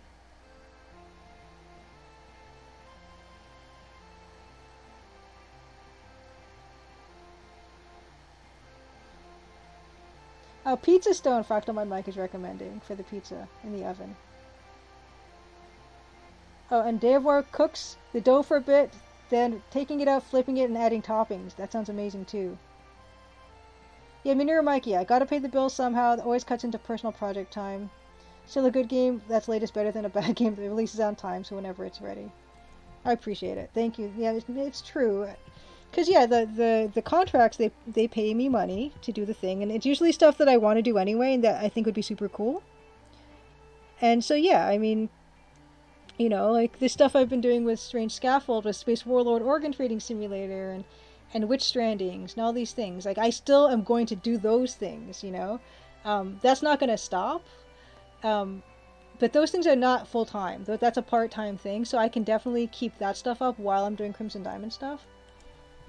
So that's, yeah, I'm definitely going to keep doing that because Xalavir is a genius, and I'm not going to stop working on that stuff because I can work on it a little bit here and there, and it comes out and it's amazing, you know, and the people that he gets to work with them are just wonderful, wonderful, lovely people who are also happen to be amazing at what they do, so definitely going to keep doing that. Absolutely. But, yeah, the money helps because yeah, the Crimson Diamond it's not making, you know, it makes a bit of money because there's the Patreon and, you know, Twitch. I get a little bit of money here and there on Twitch occasionally, but yeah, it's not the same. And Blender tutorials, either way, I should do Blender tutorials. I don't think I'm ever going to get good enough in Blender to do that, but I think Ilya wants me to learn more Blender anyway, because he's got all these proposals for games he wants to do, and if he gets a big one, then, a big grant, I mean, then, he'd probably want me to help him out on that too.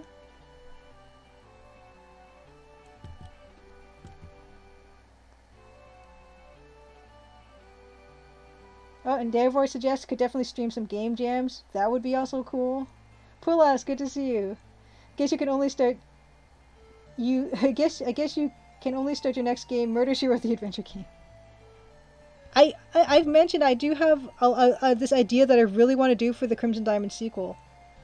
It's kind of congealing in my mind and making me want to make it.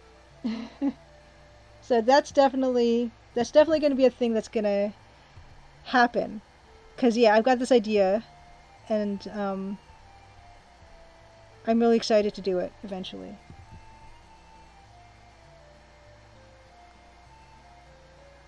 Yes, and Playdate Dev Stream, exactly. Just Jeffrey, that's, speaking of, thank you for reminding me, that's another, speaking of buckets, that's on my bucket list. Cable asked me if I wanted to make a Playdate game, and I kind of did, because I made one with Xalavir. Recommendation dog with Xalavir and Strange Scaffold and Sweet Baby Incorporated. So technically I did do it, but I didn't really like the way he wanted it to be done. Like, he wanted me to kind of make a pixel art adventure game. And I want to do that, but I gotta learn how to do that and then do it. I feel like I haven't fulfilled that promise yet, and I want to. Yes. Fractal Mind Mike, what to do next is Sword of Orion, a Nancy Maple mystery. Yeah, it's going to be a 3D shooter. I'll use all my Blender skills.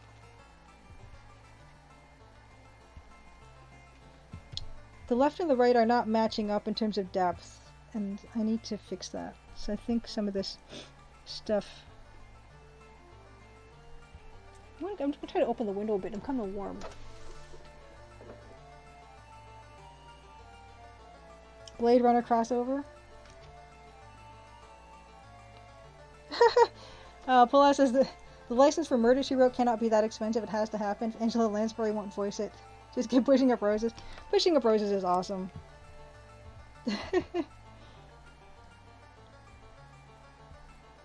I love Columbo, though. I never really watched Murder, She Wrote. I was big into Columbo.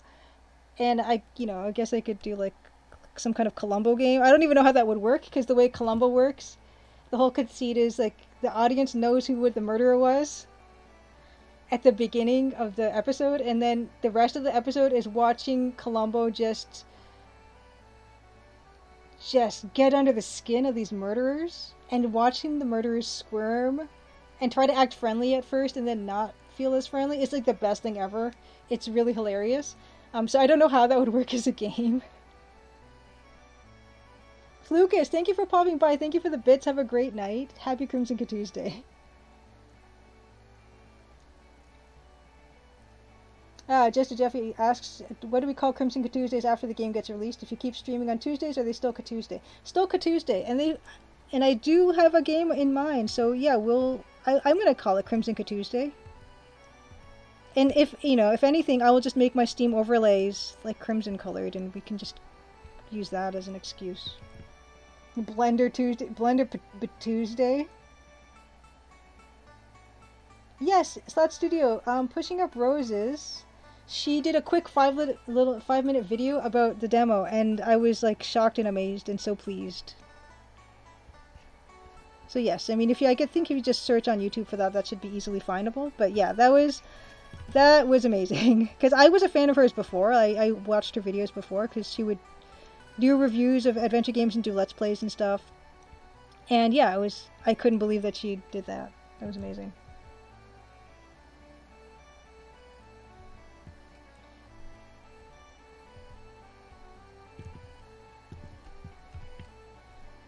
So hopefully, I would love to see her review it. Fantastic, yeah. Now, Manuel Mike the Bucket needs its own spin-off game, so there's something to stream. Playdate game. Use a crank as a well winch to control the bucket. Wouldn't that be something? That's a really great... Manuel Mike, you might be onto something there. That's a great use of the crank on the Playdate. Crosslash. Good to see you. Interesting. Be the killer. Try to elude Columbo. Columbo Polo says, would also make a great adventure game. I think trying to find a way to prove that someone is guilty or catch them in a lie would be a fun conceit for a game. It would be kind of... I don't know how to make it work. I mean, I can see how it could work on some level, but that glee of dramatic irony experienced by the audience, I don't know how you translate that to a game.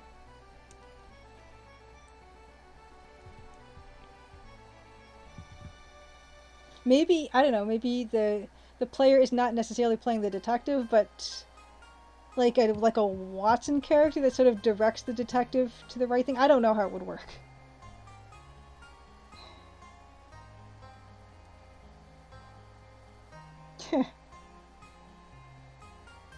Columbo finds out it was Steve Jobs because of the turtleneck used in the murder. Columbo is excellent. And yeah, I don't know how, yeah. But yeah, stuff like that. I was big on Columbo. If you like Columbo, not that they're the same format of show it all, but I really liked Vera. I really liked Shatland. But the other appeal of Columbo is that it started out in the 70s, and you get this beautiful shag carpeted interior decorations, fashion, cars, everything of 70s Los Angeles, and it's kind of amazing. Everything looks extremely like ugly in a great way. Like, I don't mean ugly in a negative way. I mean ugly in this wonderful, like, dusty, desaturated in a weird way. It's great. It's great. I got my mom the Columbo, the full DVD set. It's like 69 episodes. It's fantastic. And the best thing about Columbo in the 70s is you get all these amazing guest stars. You get William Shatner. You get Leonard Nimoy. You get Ricardo Montalban. This is all after Star Trek, the original series, too. Leslie Nielsen is in an episode of Columbo. Oh my gosh. I can't recommend Columbo enough.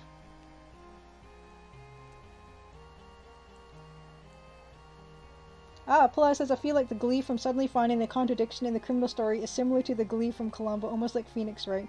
But, yeah, I don't know how we would do this because the audience sees the murder happen, and so we know all the stuff that he does. But I guess, yeah, you can do that, and then... there has to be a way, doesn't there?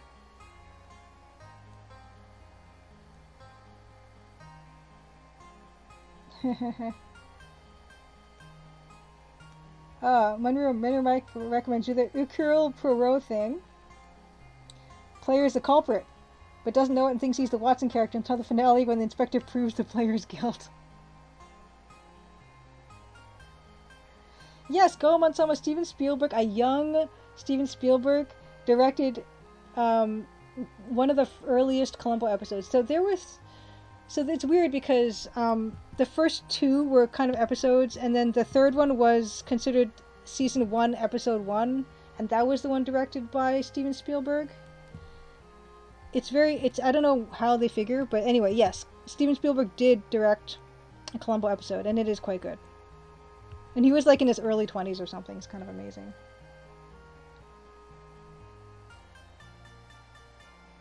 ATM Machine says 70 episodes. You think it's probably 70 because that was a number necessary for syndicated rerun market back in the day?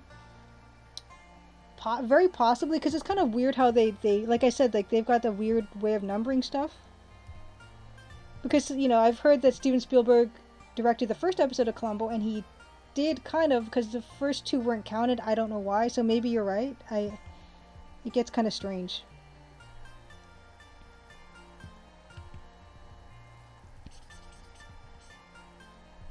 And Columbo is also great because, yeah, like a lot of mystery stories or mystery series, it does this thing where people can complain about Columbo because it's the same format all the time, but you don't need to innovate on a format. You can just make a good thing in that format, and that's completely valid.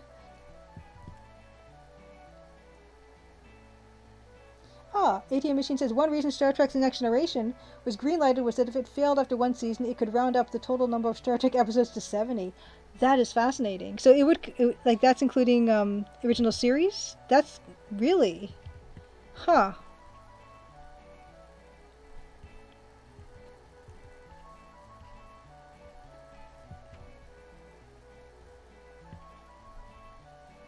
Yeah, so you can just see the kind of progress I'm trying to make here in just giving that grass more depth to it. This is where we started, and this is where we are now.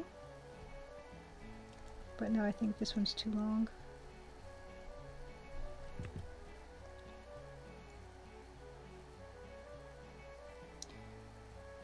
Oh wow, Pola says apparently originally Columbo was going to be a different actor in different seasons, but Peter Falk was so charming that they never recast it. Speaking of, I did hear tell that they were thinking of doing a remake of Columbo starring Mark Ruffalo, and I have to say, Mark Ruffalo is actually an excellent choice. I don't know if that's going to actually happen or not.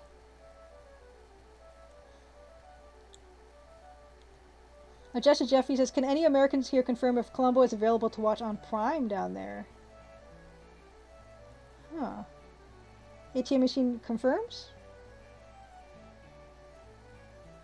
Oh wow, yes, Peter Falk does have a glass eye. He used to throw it at people as a joke on set. I did not know that part. Many remark, free with ads. You can watch Columbo free with ads.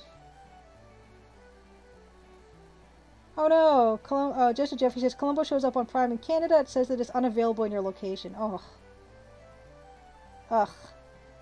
Oh, okay. About the Star Trek thing, the ATM Machine. Okay, gotcha. So they made the Next Generation so they could get to 70 episodes for Star Trek as a whole. That's fascinating.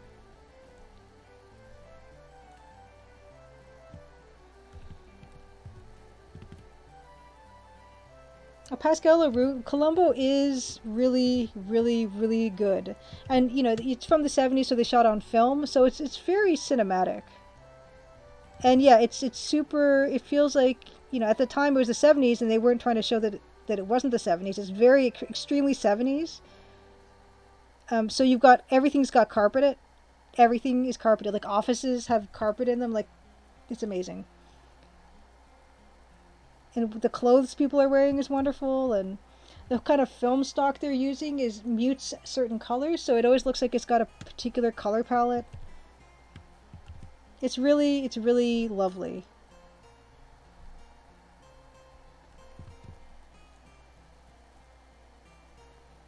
Yeah, VPN that for Columbo.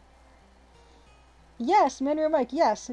There was a show called Mrs. Columbo, stating Kate Mulgrew, who was Captain Janeway. I've never seen any episodes.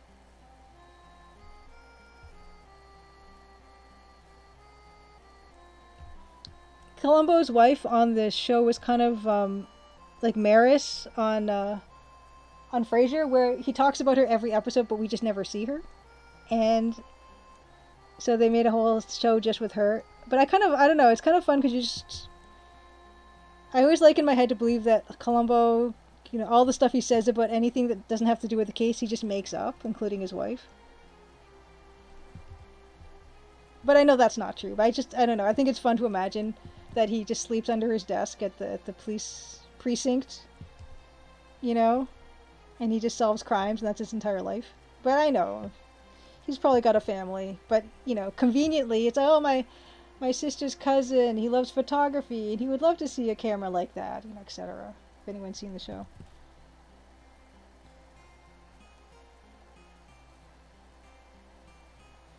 Oh, Pilas, yeah. So maybe in the computer game you could play as Mrs. Columbo, who never seen in the series. Oh, okay. So ATM Machines, it's included with Amazon Freevee, which I'd never heard of. Streaming service for older TV shows in the U.S. at least. Huh. Yeah, ATM Machine. Maybe he's married in the same sense of Mr. Green from Clue. I have to go home and sleep with my wife very loudly in public. I'm sure she's real, but it's funny because he does one of those my wife's cousin's brother stories. He does that in one of the episodes, and one of the characters actually says, "I don't believe you have a brother's cousin's wife" or something at the very end, which I thought was funny. So who knows? Maybe there's something to it. But it's fascinating because you watch it and you really you pay attention to what he's saying, and you just wonder, it's always fun to think about the motivation of why he's saying what he's saying and how he says the things he says. Columbo's pretty passive aggressive.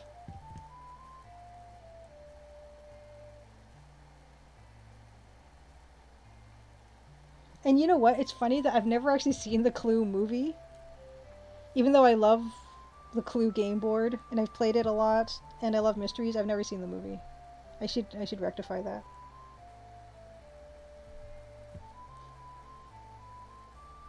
Neo Venom. I was gonna call you Neon Venom again. Neo Venom. Thank you so much for the raid. I really appreciate it. Thank you for raiding. You're wonderful to have. Tonight is bucket night.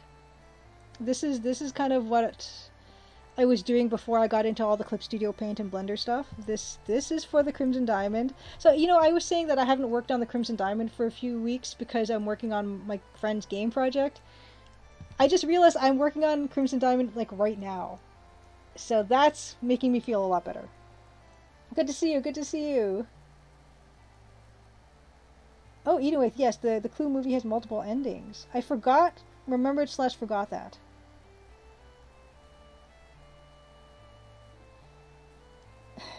Welcome, Raiders. Thank you. Happy Crimson Tuesday. Yeah, many or Mike, you say he's mastered that art of seeming a bit simple and lazy while he's ridiculously smart. Great version of that archetype. It's also he seems like he's enjoying himself in a way, and you wonder almost like he just you wonder at what stage of the episode he knows that person did the crime, and the rest of it is just proving it. It's fascinating. All his just one more thing, all that. It's trying to keep people off balance, right? So as soon as you think that he's leaving and you can start to relax, he turns around and keeps asking you questions, and that relentless hounding that he does. It's great. There's so much going on there. And how he says the things he says. And how he gets confused when things are inconsistent. you said, you'd left the bar at 7 o'clock, but so and so, this is why this couldn't have been. And so I'm just confused by that, is what I'll say, that type of a thing.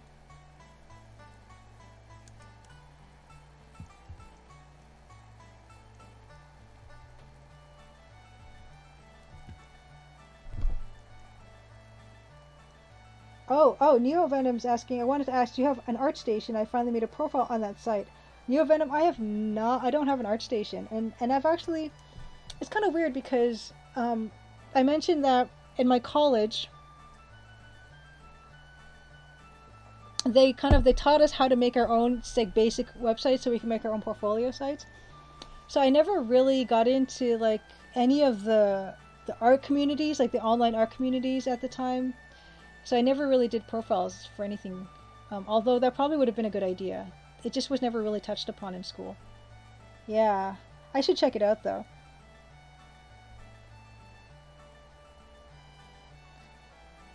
There's a few sites that were pretty popular, if I recall. Even like DeviantArt, which was or is huge. I don't even know if it still is or not. But yeah, all that stuff, I feel like I kind of missed out, to tell you the truth. Neo Venom says, at first I was very intimidated to push my work on there, but I went with it. Honestly, next week... Is it next week? Oh my gosh, hold on, let me double check something.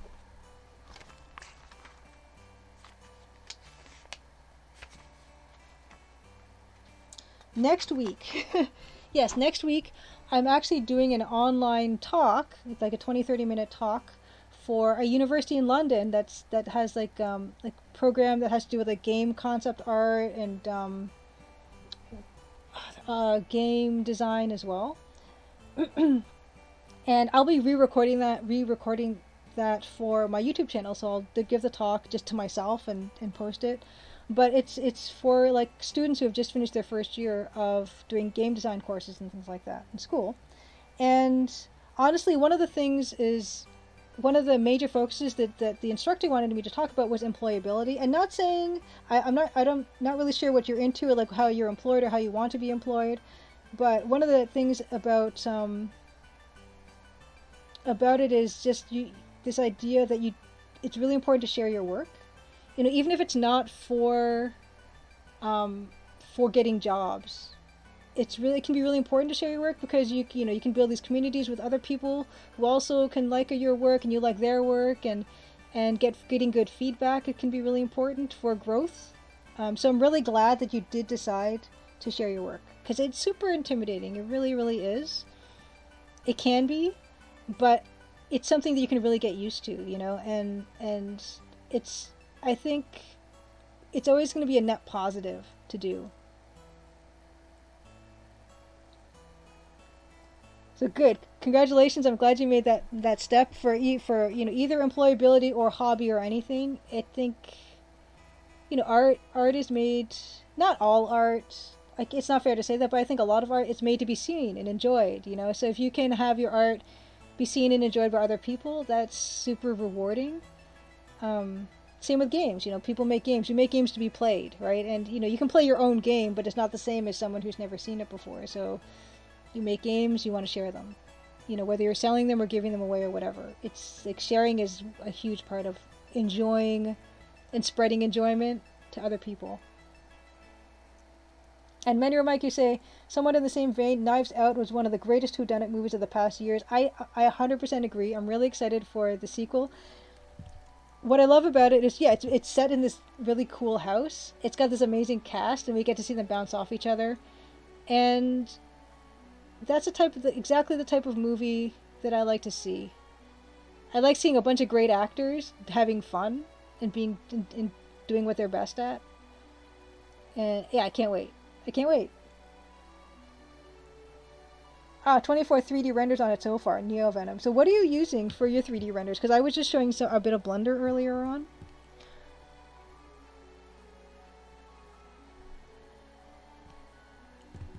It's kind of amazing how many different kinds of programs there are. I was talking to a friend over the weekend about, what programs she's been using and learning, and there's just 3D Studio Max and Maya and, AutoCAD and... Ooh, Neo Venom, you're actually making your own short movie based on Day of the Tentacle. Called Day of the Tentacle. Called Day with the Tentacle. I like that. That's amazing. Ooh, along those lines, not an EGA game, but playing the Last Express would be really interesting. Yeah, I saw something about Last Express somewhere recently, and it reminded me that I should probably check that out because I really haven't, and I know that's kind of, very classic mystery style game. Classic game. I actually remember when it came out, and I know it was reviewed really well, if I recall correctly. And yeah, it's another game I should take a look at.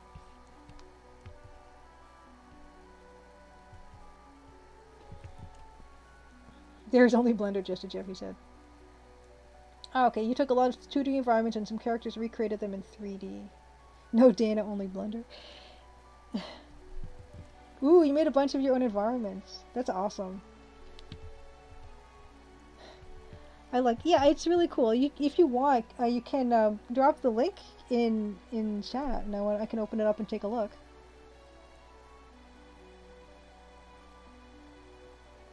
Aww, Tola says, I have some friends that filmed a Day of the Tentacle fan game as kids and posted it online. Apparently LucasArts contacted them because they wanted permission to screen it at the staff Christmas party. Oh my gosh.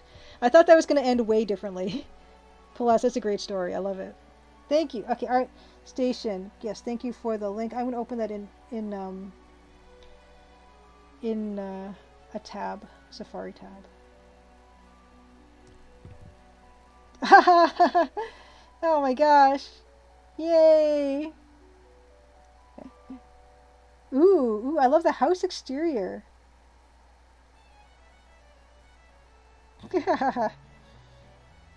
Oh, you know that tentacle? I don't know if Evil Tentacle's still here, but there's something about the tentacle shape that's never not going to be funny. Ooh, the inside of the foyer of the lobby room looks amazing. Well done. Oh my gosh. Really, really, really cool. Ooh, that roof is also really, really good. The roof actually might be my favorite thing so far that I've seen. Even though I haven't seen all the stuff yet. The roof is incredible. The roof is really, really, really good. Awesome. Awesome. Thank you for sharing. Yay. So I guess if the roof is a work in progress and the entrance to the mansion, this might be some of the later stuff you've been doing.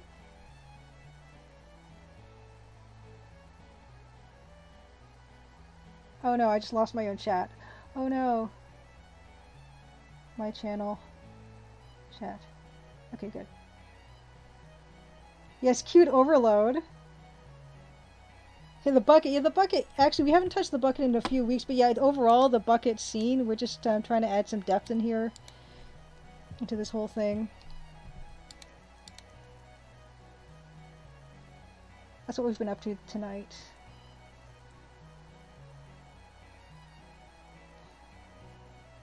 Ah, Dave, nice. You think you've decided you have enough energy to start another EGA background, not enough energy to stream it. You're on that game jam, aren't you? My goodness. Yes, Menu Mike, the suction cup was genius. Satisfying sound when they jump. Yeah, in fact, it's funny because I actually did for one of my mushroom concepts. Actually, hold on. Let me, I can open up the mushroom concepts again. In Photoshop this time though, because I actually stole that, like, Ilya did not go for it, but I actually stole that mushroom, that like the suction cup concept look of the tentacle for one of my mushroom concepts, but it was basically just Day of the Tentacle because I loved it so much. Oh, you are? Well, good luck with it. Yeah, they look awesome already, Neo Venom. Congratulations on getting as far as you've gotten so far, and also good luck with your project. It's really fun to know people who are making all kinds of fun, cool stuff. Okay, okay, back to, hopefully you're seeing Photoshop again. Okay, so this one, yeah, so I had this, weird looking, like, strawberry mushroom thing. I think I showed this a while back, but yeah, I made his, the method of locomotion for this mushroom to be exactly like, the purple tentacle and green tentacle. It would jump, right, and it would kind of like land in a splash and create like these puddles of slime. And then the puddles would spawn more of the same type of mushroom. So yes, I love that suction cup sound, hopping movement that the tentacles have. Boing, yeah. Sklorp, yeah. So that's what that was. The other ones I had was, yeah, this one was that red cap would poop out poop, and then the poop would grow more mushrooms, and that would just happen. And this one was spores released from the head. And then this one was if the mushrooms were kind of like weird, gross snake worms that would kind of inch out and like go stand up in place and take root and grow to maturity, and then, or whatever. I don't know what the life cycle of these things was going to be, but that idea. Yes, when you're Mike. Yeah, if you add a little bobbing back and forth when landing, like, yeah, they're jellies almost. It's like they're you land and they're like those Japanese cheesecakes that kind of do that wiggle jiggle. Yeah, it'd be great. It'd be great. But Ilya did not go for it.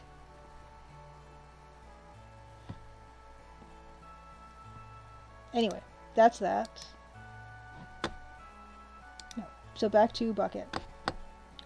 We've just been slowly trying to just fill in some of these areas. Oh, Neopena says, your work in concept art are amazing. Thank you so much. I really appreciate that. I don't actually have a lot of practice with that type of thing. Because, yeah, like my art for the Crimson Diamond, I didn't make, like, concept art for it. I just went right into doing it with the pixel stuff. So there are no concept sketches for any of the environments in my game. They just were made right on the screen. So yeah, so that's another thing with Ilya's project. I'm getting this experience going from concept art to the actual. Actually, you know what, Neovenom. Seeing as you're here, I'm gonna show you what the final pieces for that look like. I showed this a bit earlier, but it's actually because you were so nice to raid me again. I'm gonna just quickly show you what the creatures ended up looking like from concept to final. And hopefully my computer does not burn down. Okay.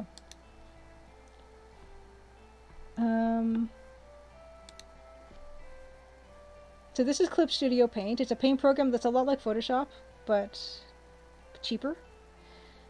So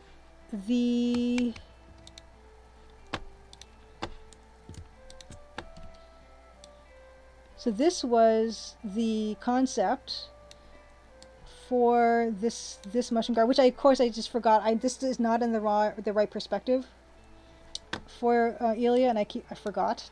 But anyway, so this was the concept for this mushroom creature, and so I painted him on separate layers and things like that. So that was that one.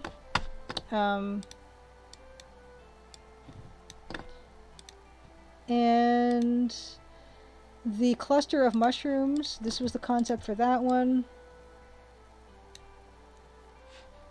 And then for the muffin crab, oh, actually, yeah, you guys haven't really, so this was the mushroom crab concept that I ended up modifying. So I went from this to the final painted piece. And yeah, I never really had done this for anything for myself or for anybody else. And the character is one that Ilya created and painted himself. So I was kind of using that as a visual cue. Yeah, thanks. It's just a lot of learning here going on, and so that's another reason I was telling these guys earlier. I felt like this was a perfect opportunity for me to like really learn a whole bunch of new skills and software and everything. So I've been learning a ton this past month. Marsma says the character design reminds me of Jacob Generica style. Yeah, I can totally see that. Like, it's that weird expressionistic stuff. I think Jacob's are a little cleaner. Like you don't the brushstrokes maybe aren't as like obvious. But yeah, I totally see what you're saying, Maximus, about it. And you know me, I love Paradigm, so me being able to create stuff that kind of is almost in that style is kind of fun too.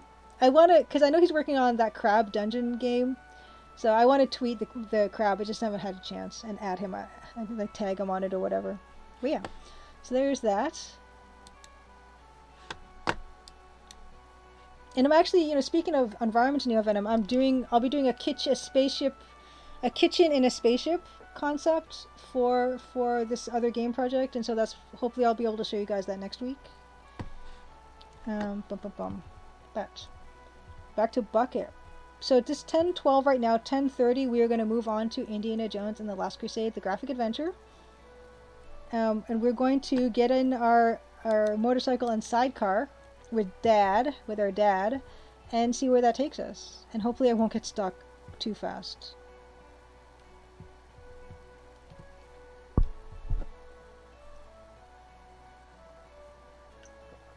And if anyone here who loves adventure games has not played Paradigm by Jacob Generica, totally play Paradigm by Jacob Generica. It's really special. It's a really special game. It gives me this feeling of like there's so much heart in it, and I don't know, it's so weird because sometimes you can just tell when something is really good, and I get that feeling from that game.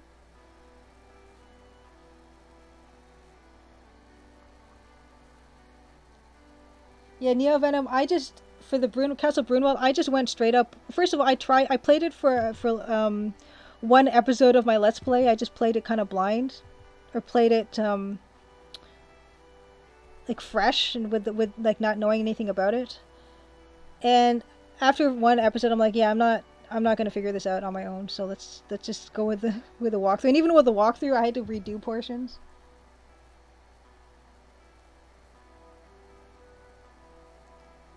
Yeah, ATM Machine, you're totally right. Like Paradigm is funny. It's really funny. The art is fantastic.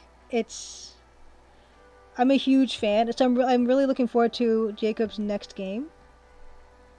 It was like the Paradigm. That's another thing. Paradigm was Jacob Generica's first game.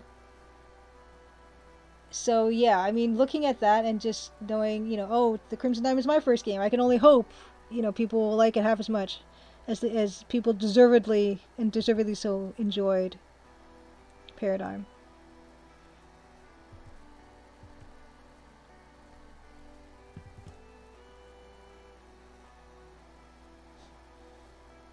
I have not played yet. Anyways, asking if anyone's played Last Crusade, the action game versus the graphic adventure. And apparently there's a Fate of Atlantis action game, which I have not seen, which apparently is also not good. Oh, he made a bunch of smaller games before Jacob Generica did Day of War. Neo Venom, you think you have Paradigm What's on your wish list? Fractal Mike? Yeah, I would say bump it up that list. Bump it up that list. It's most excellent. It's most excellent. There's something about it that's really sweet. It's kind of hard I don't know, I can't really put my finger on it. There's something extra about it.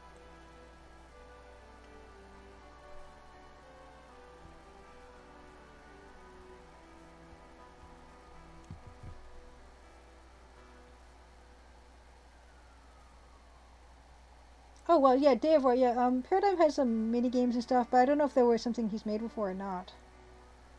Okay, so neither Fate of Atlantis action game or Indiana Jones and the Last Crusade action game were developed by LucasArts? Hmm.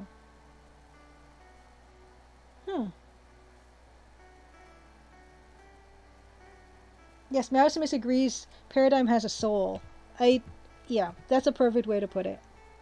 And in that same unexplainable way of, if you see there's sometimes you can, it's funny because I told you guys I was reading these Miyazaki books, Starting Point and Turning Point.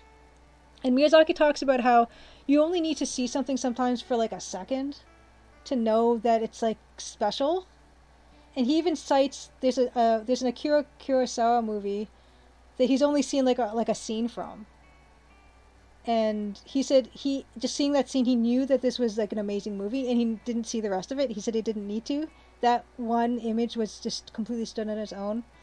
And there's a weird specialness you can sometimes sense from things, from just such a little, from just such a little slice of that thing.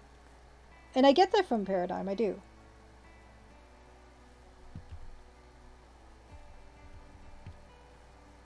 And it's really hard to explain. In fact, I think it might be impossible to explain.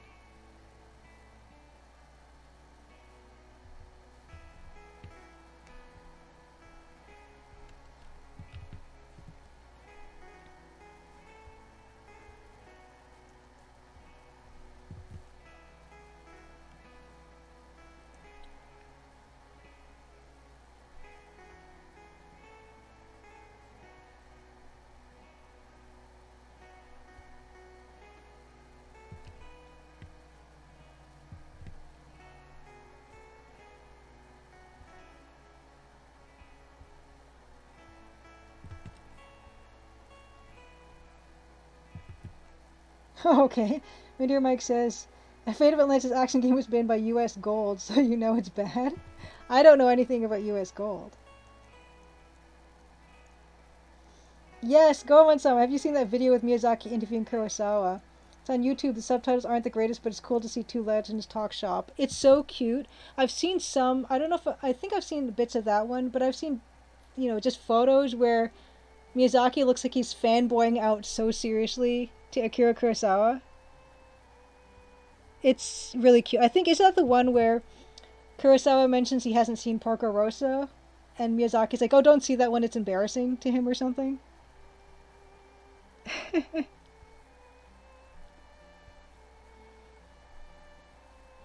There's almost nothing that beats, two experts talking shop.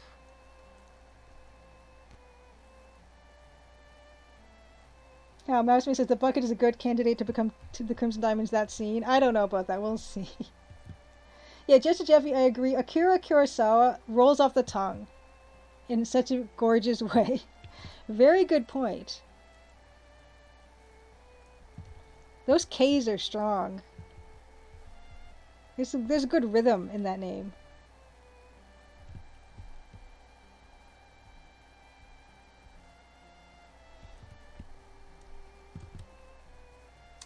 Neo Venom asks, "How long does it take you to make a scene like this?" Ooh, that's impossible to answer because honestly, one of the first scenes I streamed on my Twitch was making this exterior for this building I call it the Royal Canadian Museum, but it's actually the Royal Ontario Museum back in the old days before the renovations. And it took months and months, but only because I'd only work on it when I was streaming, and so much of streaming is talking to you guys and everything. So it's not like just focused work. So yeah, I don't know. I have no like time amount associated to this. Yes, yeah, eating with yes, bothering her while she's working so far longer than normal.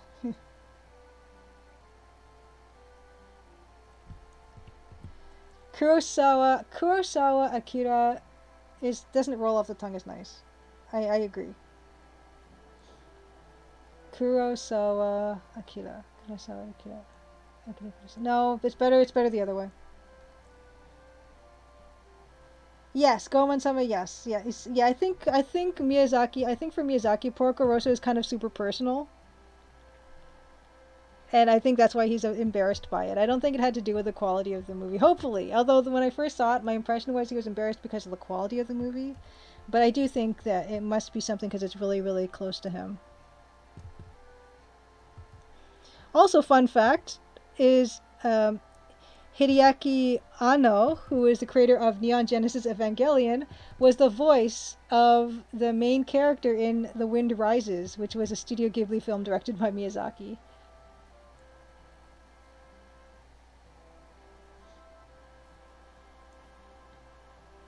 There you go. Yeah, Neo Venom, I understand, and yeah, that's true. It took me over a year to complete a stylized Oval Office from the White House, but that's because I only worked on it on Tuesdays for 2 hours each Tuesday. Okay, are you making a joke?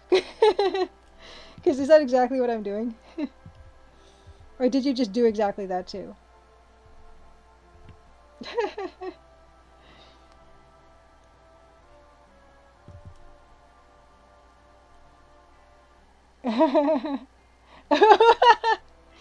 Neo Venom, I thought I started reading that in all sincerity, and then when I got to the end, I'm like, "You're making a joke," but you literally did that as well. 2 hours each Tuesday, you worked on a piece. Yeah, and Pippola says the creator of Earthbound, Shigesato Itoi was the name of the was the character who played the father in Totoro. That's also hilarious. Oh wow. Okay, I didn't know Anno animated the God Warrior Nausicaa. And Anno's voice was perfect. And I actually there is I tell this to everyone. There's an NHK. It's captioned. There's an NHK special about documentary. It's like a 5-part series, and each part is 50 minutes long. It's 50 as in 50, and it's totally free to watch at streaming on the NHK site. And it's this amazing documentary with Miyazaki. that everyone has to see if you like Miyazaki. And they talk about casting Hideaki Anno for that role. Like they actually have the whole conversation about deciding whether or not they're going to call him or not for the part. So yes, NHK World, I think you can find that. And NHK World seems to have a lot of fascinating programming that's captioned, and I just never went back to it. But the documentary with Miyazaki, I think it was celebrating summer anniversary, 5 years, 10 years, something of something. And Pulas is recommending the manga for Nausicaa. It's so good and so beautiful. The story goes so much further than the movie.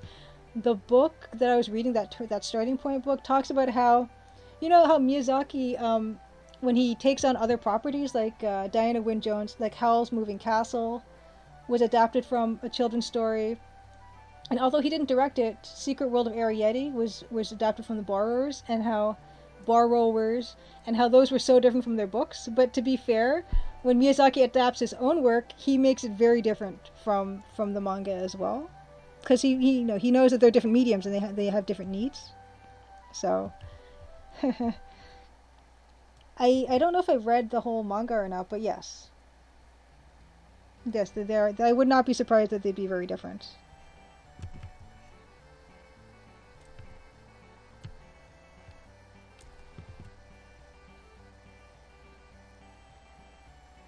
Jessica Jeffy says, regarding Kurosawa, I have still not yet decided that I'm emotionally prepared to watch Akiru. I know that I need to watch it, but I'm not sure I'm ready for it. Well, I've seen it, and it's really beautiful. It's so, like, in the same way Columbo is fascinating because it's a show set in the 70s, and it's made in the 70s. Akiru is set like in the 50s or something, and it was made in the 50s, and it's like this amazing realism, not even just of the sets and the costumes or anything like that, because it just was like what people were wearing and what stuff looked like, but just how people, behave, and like the context that it's in, like just for that point alone, it's kind of amazing. So Jesse Jeffy, it's not, it can get pretty sad, but it's also really life affirming. It's also super slow, but I like the slowness of it. It kind of works well for what the movie is about. I highly recommend that you see it and you check back in with us and tell us what you thought, because I really thought it was really, really wonderful. And the pace of it also, the structure of it too is kind of weird, but I really liked that aspect of it too. I recommend it. It was actually, I think it might be the first Kurosawa movie that I've seen from beginning to end, not just clips. And it was really good. Yeah. Koba Commander, wonderful to see you. Oh my gosh. I love your Sophie emoji. Sophia emoji.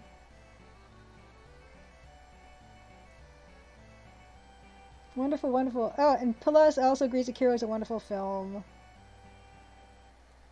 Oh, and you saw Akira in a college class. You only seen a handful of Kurosawa.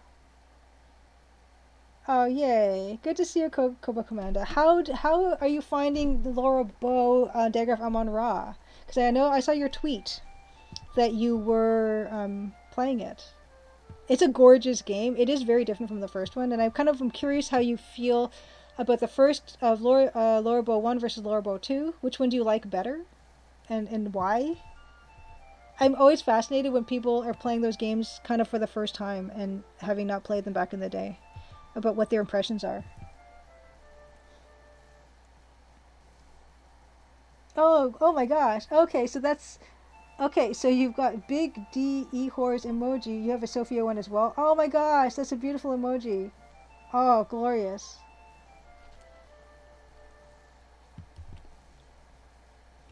I will say, out of the two Laura Bow games, I love the soundtrack for Laura Bow 2 better. It's really nice.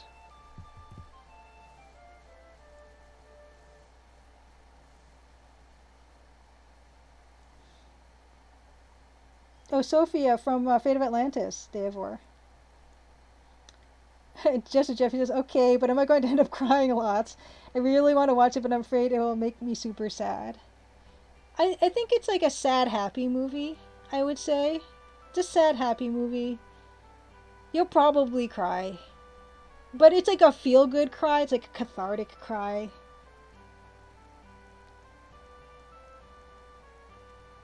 Okay, gotcha. So, okay, Cobra Commander, so you played Lorabo 2, you haven't played Colonel's Bequest yet. So you loved it, which I love to hear, that's amazing, except the final segments, yes, yeah, I understand completely. Those parts are frustrating. Ooh, Factomind Mike says, Colonel's Bequest probably my favorite Sierra game so far.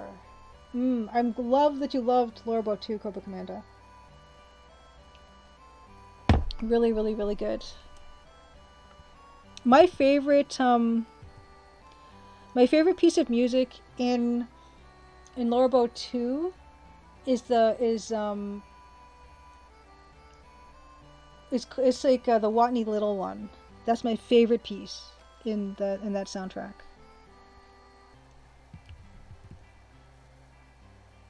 Okay, ATM Machine says Cobra Commander got the bad ending first and the good ending with the help of chat. Aw, your favorite tier games are Leisure Suit Larry and Neo Venom? I actually haven't played very much of the Leisure Suit Larry games. I've played bits and pieces. I don't think I've ever played them from beginning to end. Yeah, oh yeah, so yeah, I have seen a bunch of other folks. Retrograde Tom was actually playing the Colonel's Bequest a couple weeks ago. So it's kind of funny, because, yeah, and then last weekend he was playing the Last Crusade. He's already on to Fate of Atlantis. He's really fast. Yeah, I switched to Big Julia View because we're going to switch over to... Speaking of, we're going to start our Let's Play... well, not start it. Continue our Let's Play of Indiana Jones and the Last Crusade. But first, I'm going to put you guys on mute while I eat some fruit, and then we're going to get started.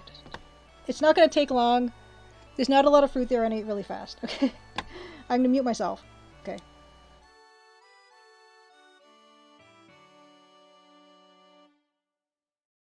I'm also going to like wipe my nose, and you don't need to see that part, so I'm going to just very briefly put you up onto the title screen.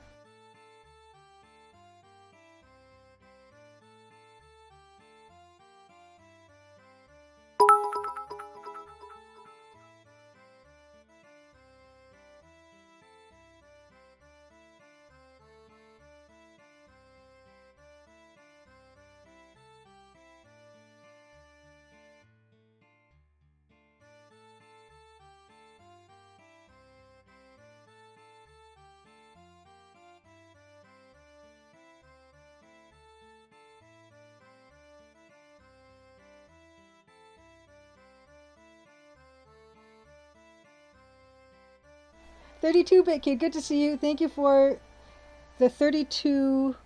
I think those are bits. Those are bits with a cute heart. Thank you so much." Just as I was muting myself with this little selection of fruit. So just let me inhale these, and I will be right with you.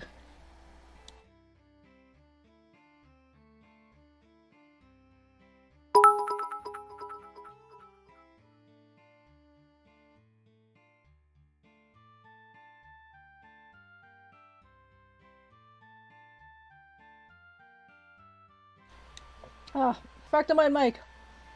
Thank you, thank you for the bits. I'm gonna mute myself again and eat more. Okay, but thank you, thank you.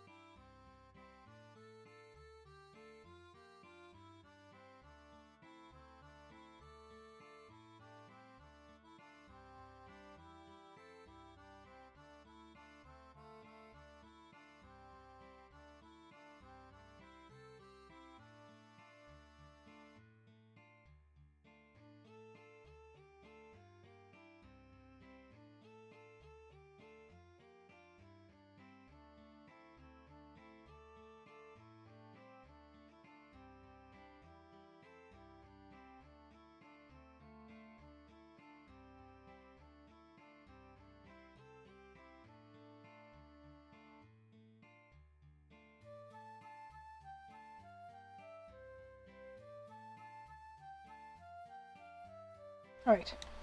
Okay. Cobra Commander, you say you've played Last Crusade, and you liked it, so that's awesome. Did you find any parts that you didn't like? Because I just finished Castle Burnwald, and that was a bit of a slog. Okay. Okay, okay. Whew. Okay. Excuse me. Okay. Yeah, Leisure Suit Larry games, I haven't really played them. I think they're kind of fun, and I know that the later ones, they look kind of like they were nice, and the interface was kind of cool. But yeah, something I would possibly need to visit. Did I buy one super cheap on sales at some point? Probably. Okay, let's move on to this thing. This is Indiana Jones and the Last Crusade. I am playing the EGA version because naturally that's what I would do, because that's my whole thing. Well, not my whole thing, but I like it. Ah, 32-bit, thank you for gifting the sub. Oh, awesome, awesome. Okay, so Cobra Commander, plenty of difficult parts in Last Crusade. Got a great tip from a viewer to help you out a lot for the end segment of the game. Yeah, people here have been super helpful. Jim Matt, just in time, welcome back. Yes, EGA Last Crusade, let's do it. Okay.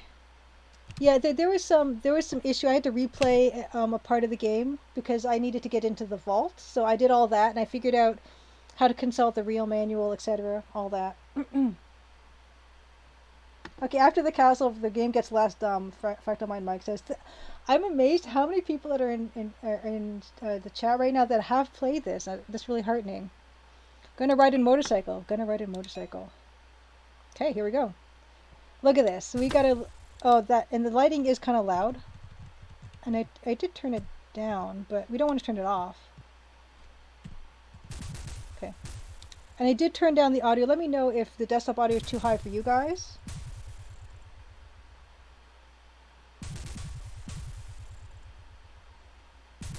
This might be the last stream of this game. This game, by the way. ATM Machine says. VGA version, remove the color cycling lightning. Oh, that's a shame. This is why we're playing this. Oh, Cobra Commander, you have not played the EGA version, but this is the one you played when you were kids?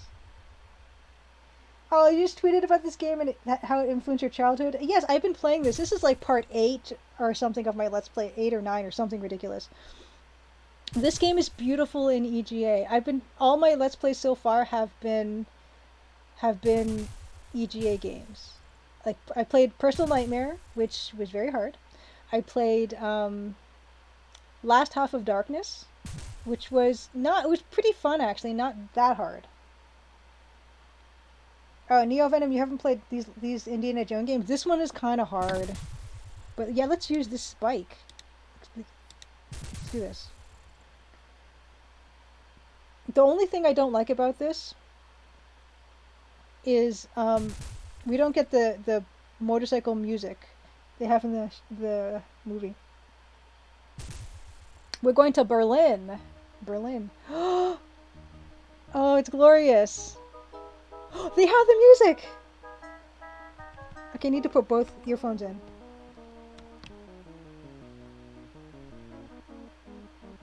This is my favorite track, I think. This might be in the whole movie.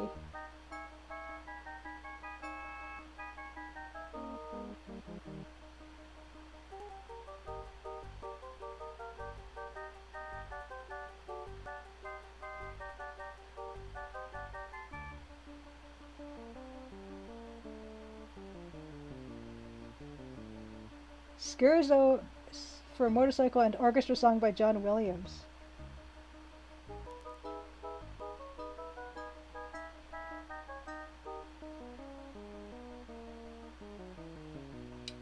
Oh, the bike chase was shot in post-production when the last third of the movie was reworked to fix some pacing issues. ATM Machine, that's fascinating.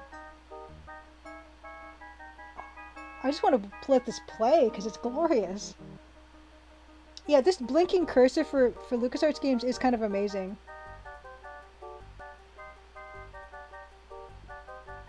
Commander Mike says, Leisure Suit Larry 1 to 6 on GOG for $10. Larry 7. Love for Sale is $6. And then the Magna Cum Laude and Wet Dreams, you say they are not that good. So you don't recommend. I don't know which one I bought. Okay, I think it's looping now. Okay, so. Offer an item, but of course how silly of me. Last time we had John Williams in the chat. The double bike chase was shot on Lucas Valley Road on the way to Skywalker Ranch. Lucas Valley Road was named before. Oh, Lucas Valley Road was named before Lucas bought the ranch. That's fascinating. Holy cow. Okay. Okay. So, I don't know what to do. I'm off walkthrough now. Okay. That is out of the question. But of course, how silly of me. We need authorization. Okay. Uh-oh, we can have the punch? Oh. I don't want to offer an item because I like all my inventory items. Oh, Neo Venom, you liked Magna Cum Laude and Wet Dreams games? I honestly can't remember which ones were which. So I probably have to just try them all. ATM Machine, if you played Zack McCracken, his address is 5858, which is the address for Skywalker Ranch, 5858 Lucas Valley Road.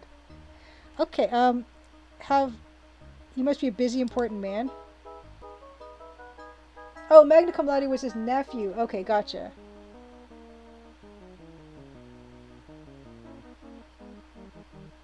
I don't know what to do. Oh, it's also an option for one of the combination numbers in Maniac Mansion. That's very cool, ATM Machine. Okay. Am I that obvious? I don't know what to do here, so we're just kind of inventing this.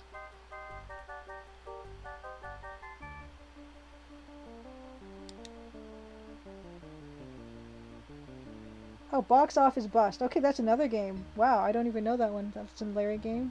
Oh no! Where's the groin punch? There's the groin punch. There's my groin punch. It's so funny because watching Retrograde Tom play this, he is really big on the groin punch, too. This actually is pretty good. I'm feeling pretty good about this.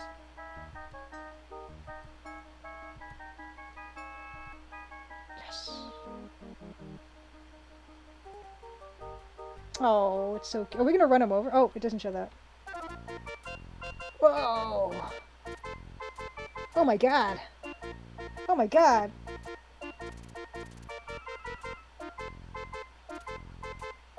Oh my gosh! It looks exactly like the movie!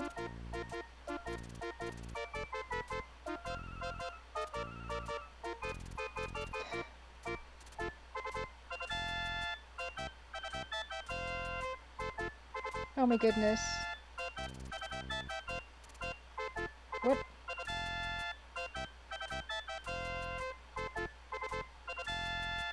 Oh, do we have to offer the book? Yeah, Dave, with these scenes, this is EGA. This is why I play this in EGA.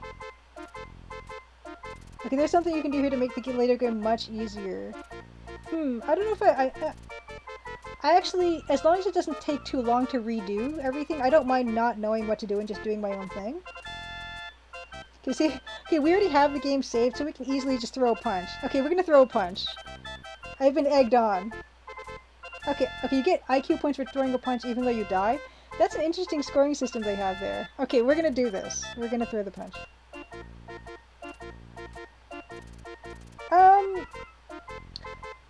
I think, Kobe Kamada, don't worry about the hint, because I want to play this just not knowing anything, and as long as I can... I had to replay almost all of Casa Brunwald, because I needed to backtrack, but as long as it's not as painful to backtrack to here, I don't mind. It's okay. But I don't think I can save here right now, because I'm in dialogue. Okay, yeah, we're gonna punch him. We can't not punch him, right? I also like the fact that his mustache there's a single pixel of dark gray there, so that we can see the mustache and it's not just a hole in his face. It would look like a weird mouth or something. So that was smart. Yeah, I'm trying to press F5 here and I can't actually say. Oh, see, yeah, that just did something else completely. Yeah. Yeah, I don't think you can save at these points. But thank you, Cobra Commander, for asking. But anyway, I can just easily get through that punchy part with the Nazi guard like in like a second. So let's throw the punch. Let's do this. I do wish that this was animated a bit in the background, or there was any animation here, but you know. Game is now in a small window in the upper left. Okay. Oh, I broke it. Okay, thank you for telling me. Okay. Oh man. What happened? I pressed something and I wrecked it. Hold on. Oh man. Okay, well, we're gonna have to create another window for it then. 1 second. Oh, it's show and tell Halloween. This one. Okay, so sorry. Okay, good. Okay. Okay. Okay, no, we're okay. Hopefully we're fine now. Can everyone clearly see the punch we are about to throw? Speaking of Infinity, another Yayoi Kusama Infinity Room is opening up in Toronto soon. Okay. Looks good. Okay, here we go. Everyone see the punch. Okay, here we go.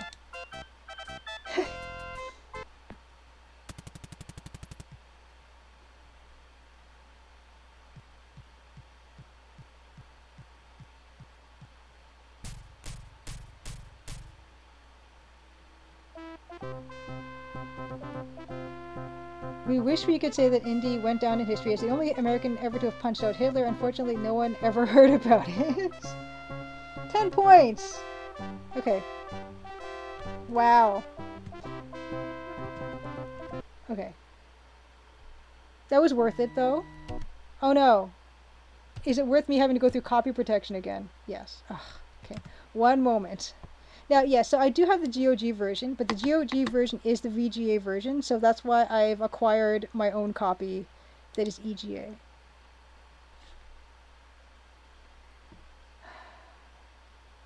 Yeah, I know it's a Yayoi Kusama Infinity Room, just a Jeffy. Yayoi Kusama is a postmodern pop artist lady.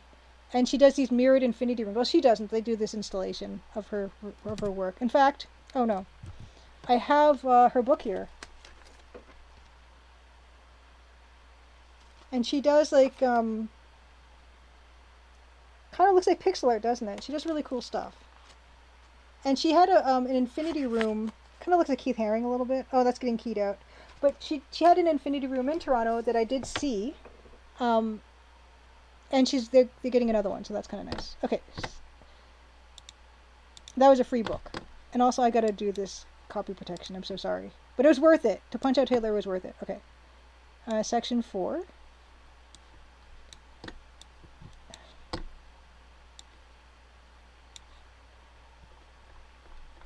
Section 4, row I, column 3. Row I, column 3. Okay. This thing. This thing. This thing. And this thing. Yeah. Great. Okay.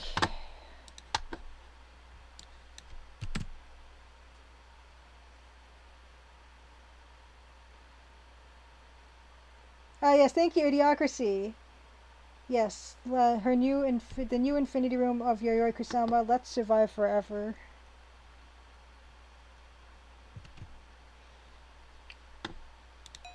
So we get to at least hear that my favorite piece of music, possibly in the whole movie. We get to hear that again, and I'm not gonna be sad about that. Griffin, Indiana, 10 points. Oh, okay, you could press F5 in the desk screen to load the game. Good to know, ATM machine, thank you. I will do that next time instead of having to go through all that again. Okay, get in, Dad. Okay.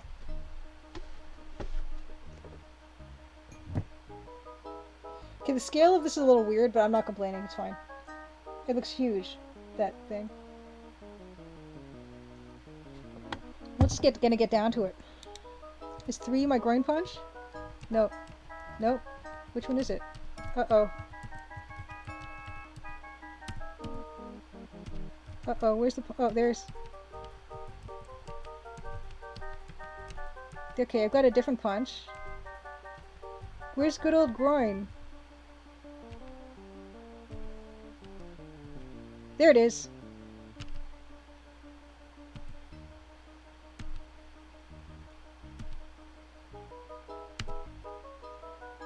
Can't Dad help? Can't, like, Indy's dad help with this at all?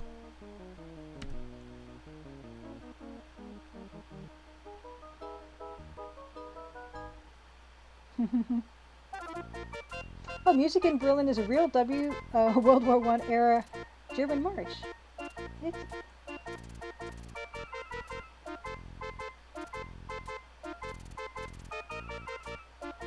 Yes, 963. I think it was. I wasn't really looking. I'm just gonna enjoy this gorgeous art again. Like, look how...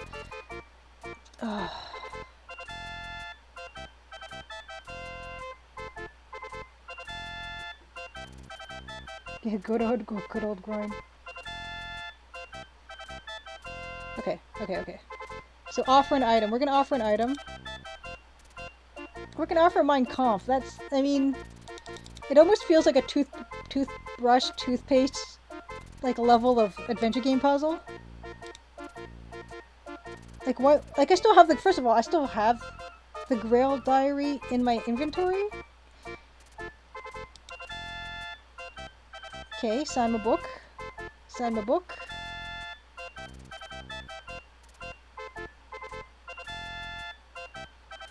Too on the nose. Oh. Oh, he got it. He already got it from Elsa. Okay.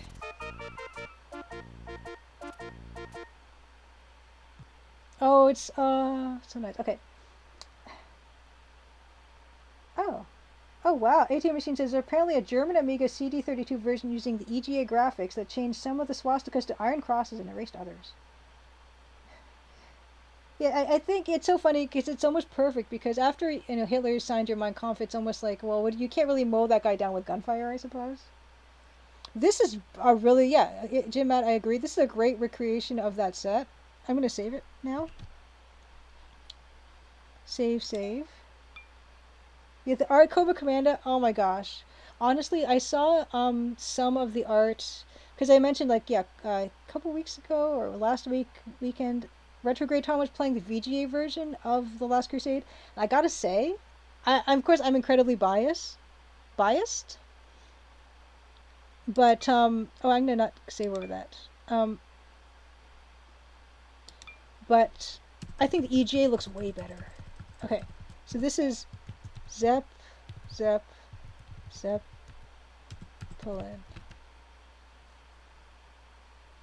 Okay, so many remarks say yes, swastika is banned outside of educational contexts. Games usually use the Iron Cross. Gotcha.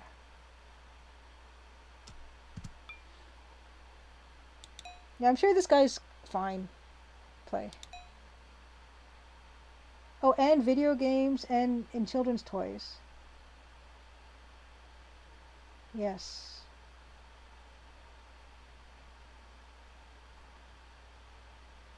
Okay. So what do we have here? So can we talk? So we can be Henry. Okay, let's just do a what is. That's usually the thing to do here. Exit. These people. You can't. What is that guy? This is gorgeous. Okay. No, I don't see anything here. Can we talk? We'll talk to this guy. Talk to man.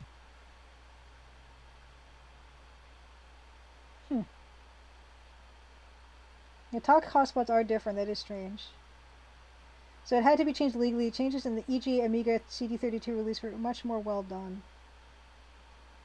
They're specially programmed. I think that's really cool. Do you know what time the Zeppelin leaves?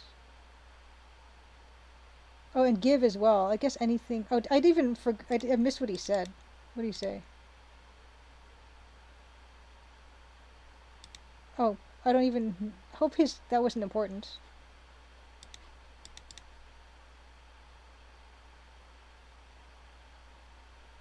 Tell me about your grandchildren.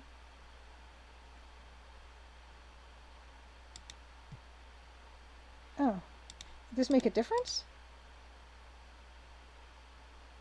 Oh, I see. Interesting. Okay, that's interesting. I don't think I would have caught that. I guess we need a ticket. So, I mean, honestly, if we were to go to this guy, well, we can't even walk. What is ticket counter? We couldn't even really use ticket counter, could we? Talk. Can we talk to this guy? Okay. We have money, right? We have 140 marks. That's not enough, right? Short-term memory not so good. Okay, I can see what this is about. 175 marks. Okay, yeah, so we don't have enough. Okay. Give him a whip. Okay. Okay, gotcha. Yeah, I can see what's going to go on here. So yeah, I couldn't really have gone much further with it. I like his little hat. That's really nice. So yeah, if you only talk to this guy from this side, you don't see it. That's really interesting. And I don't know if I like that. Okay. Okay. So, okay, wait a second. If we talk to him from this side, he will tell us about his grandchildren, but we can't get the ticket. In fact, we can't do it from this side anymore. Can we only talk to him about his grandchildren from this side? And now we can't do anything with this guy. Is this stuck? I feel like that makes us stuck. Surely this can't be like a stuck situation, right?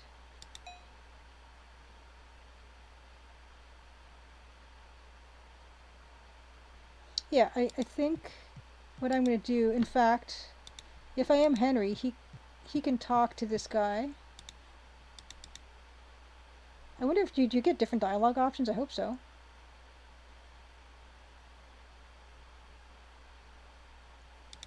Okay, they are the same. Yeah. Okay, so Indy.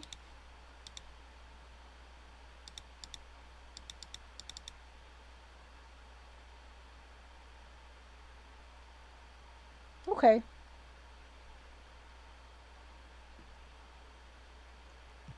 That seems like a sneaky puzzle. I don't know. I might never have gotten that ever. To talk to that guy. Do you see there's multiple ways to do this? I love the multiple options though to get the ticket to just fly the airplane. Oh, we can't fly an airplane. We need the Zeppelin. We need to be on the Zeppelin. Okay, you have to either buy the tickets or steal them. Start up the biplane or else win the hardest fight in the game. Okay, okay, save. Okay. Okay.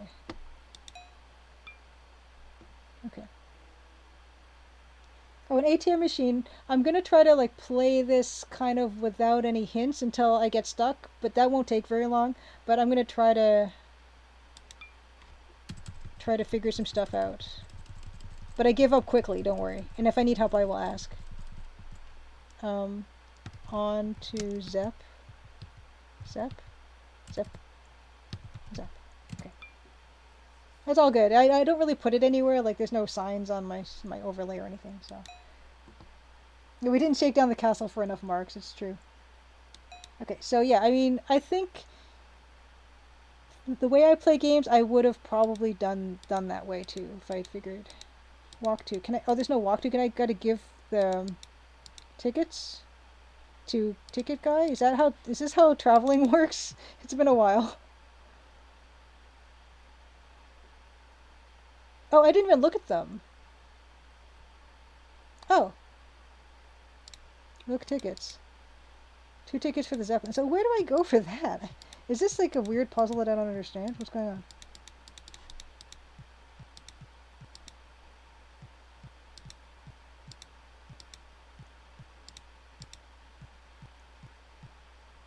Okay. You go outside. Little Indy. Oh, little Indy. Okay, wait.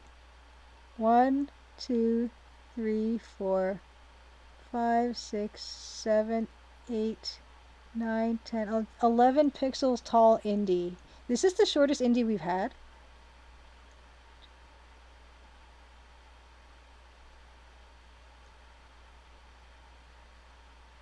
11. He's 11 pixels tall. in the VGA version, Zeppelin was redrawn to be more realistic. Okay, well, we're gonna air terminal, biplane. Okay, we're not gonna do the biplane, but I can see. Yeah, I mean, you mentioned we got that manual on biplanes. On the left, the shadows on the left. Ooh, ooh, ooh, ooh, ooh. This is nice. This, you know, I feel like they could have done more with this background, honestly, but it's fantastic.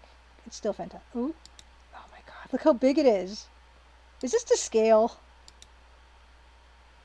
This, wow. I think it's the same surprise as the faraway view in Venice. Ooh. Can we miss it if we just keep walking?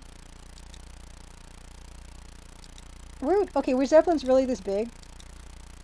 Okay, I guess we can't. Okay, we're gonna walk 2 stairs. Look at them. Just look at them.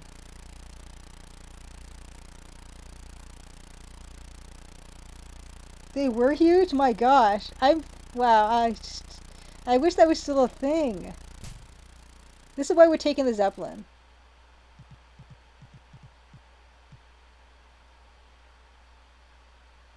Yeah. We totally have them.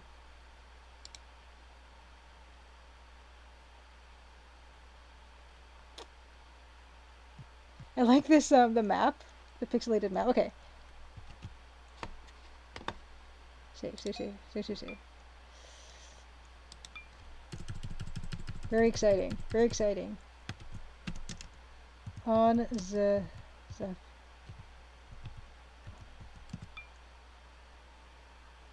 Yeah, that's what it looks like, ATM machine. I was about to say, this guy looks familiar. Every option has throw punch as an option. Throw punch. Ooh, what is? Map? No? Hole. Hole. Look at hole. It's hole. Looking at the bolt did that?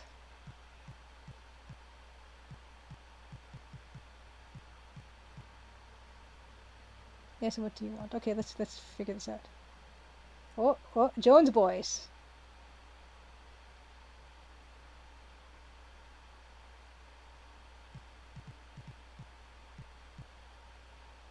The dog finished that. The dog finished the,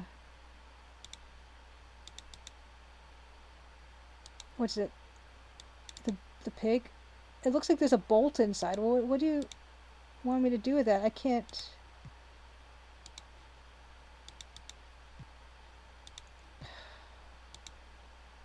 Okay, there's a bolt inside, but... And?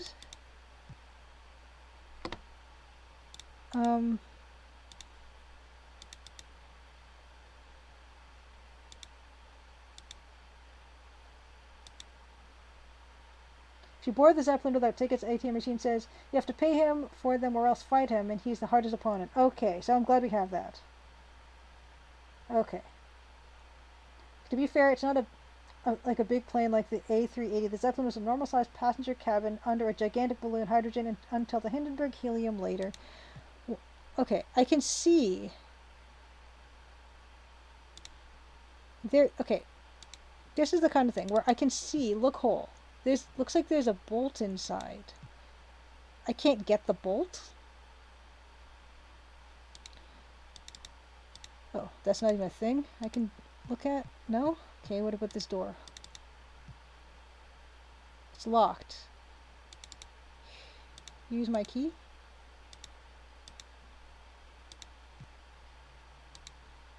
No. Okay, moving on.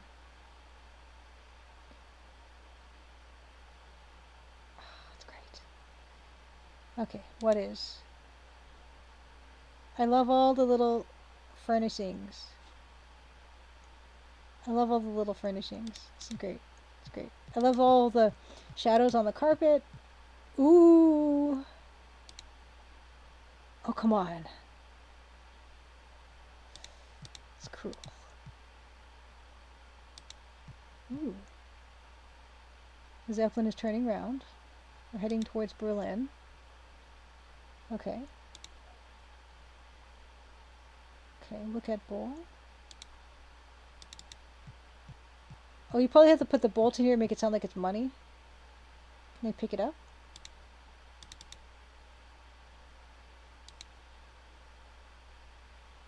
Oh, the fact I can't pick up any cups of coffee or anything, it's kind of sad.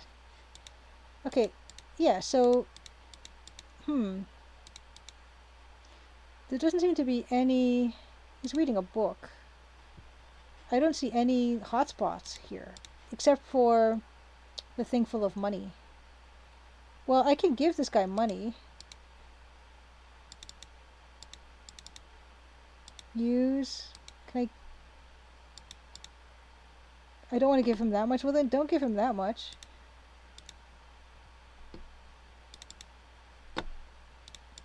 Well, Indy. Yeah, and I met her, Mike. Yeah, it would be nice if there were some clouds. So we are turning around.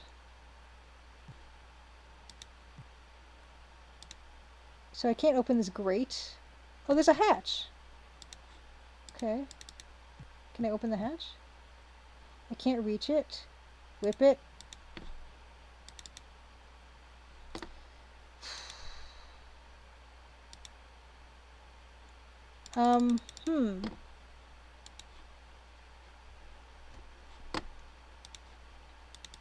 So this hole doesn't do anything. Push. Door is locked. It's just... Oh, Henry has coins. Actually, so Henry could give the guy money. How many coins you got? It's a pocket full of... Okay, so...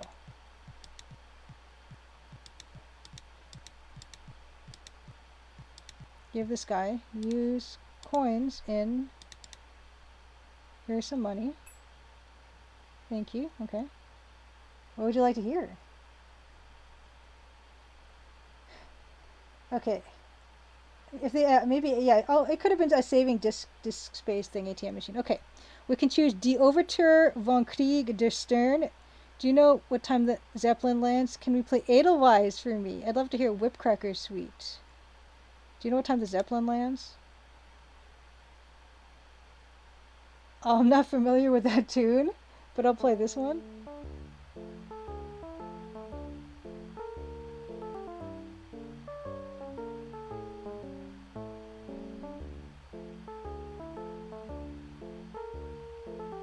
What's happening?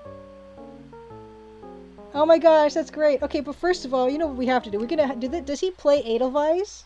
Will he do that? Okay. We're gonna do that again. Okay. What's the Whipcracker Suite, Cobra Commander? Okay, so we've seen that cutscene. Okay. He only plays the one tune, ATM machine. Oh. I wanted to hear him play Edelweiss. Can we just try? Oh, okay. Pun on Nutcracker. Okay. Gotcha. Let's play Edelweiss. Okay. I guess probably also like to save space.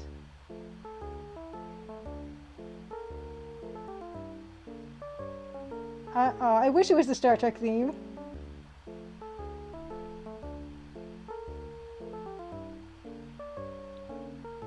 That's great. Yeah, Jim, I am with you. I am disappointed in non-Edelweiss. Yay. Okay.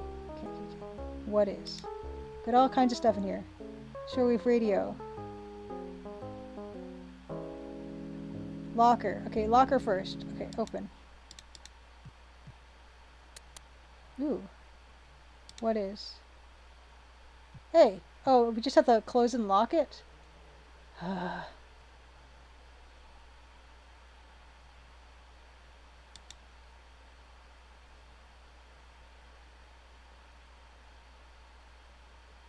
Okay. Okay, I will try to lock the door. That's probably what I need to do, right?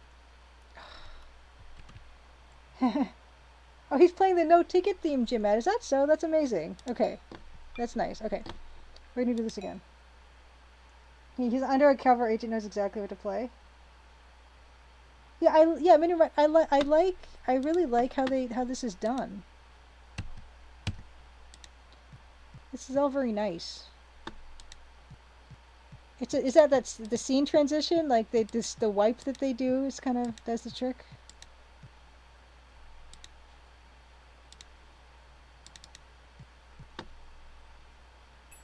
Okay. What do we want to hear?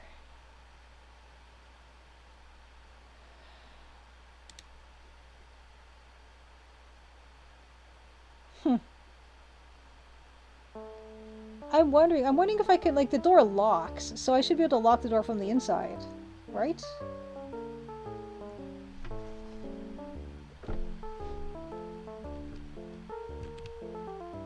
Okay, I'll try to, like, save it right here.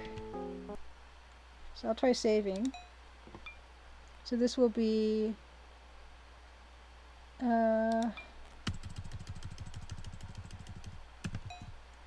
Zap. Fast. Okay.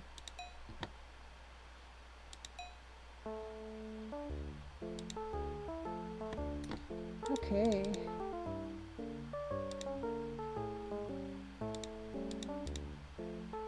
Can we, like, lock the door? No? Well, we can just try to open this up quickly.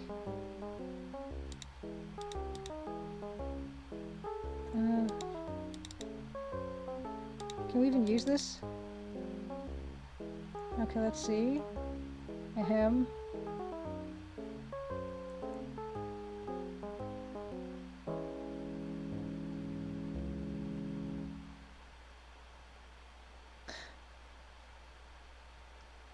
No?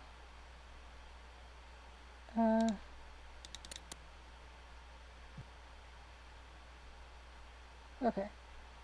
Well, we got the wrench.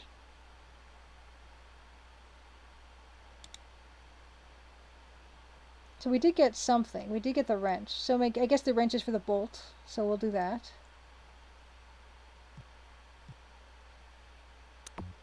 Okay.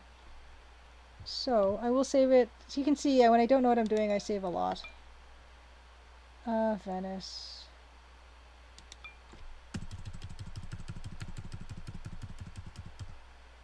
Zap. Got wrench. I don't think there was anything else in that room I could do.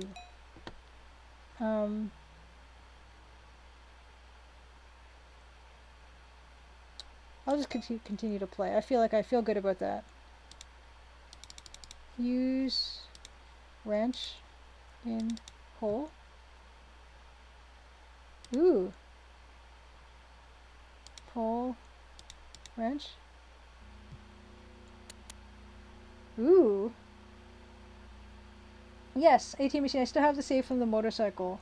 Yes, I do. Good.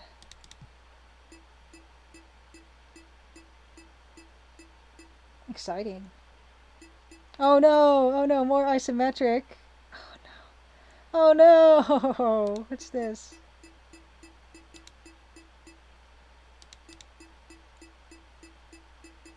This can't all be fighting. Please tell me it's not fighting. Oh gosh. Grind. Grind. At least my health is back to 100%. I was not expecting this.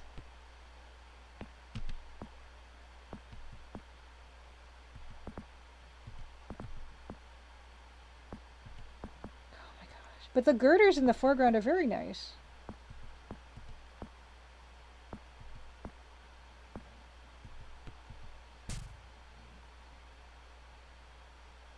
Okay, so the biplane skips this. Okay. Oh gosh. There's no other way? All of a sudden the Zeppelin's becoming a lot less appealing. No, I can't punch my way through all these people. I lack the skills. Yeah, this is going to be a biplane. We can't do this.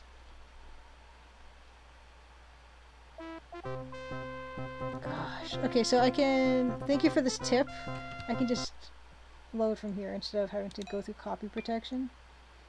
Zep got wrench. Okay. I'm just gonna try one more time. Maybe I'm supposed to go that way.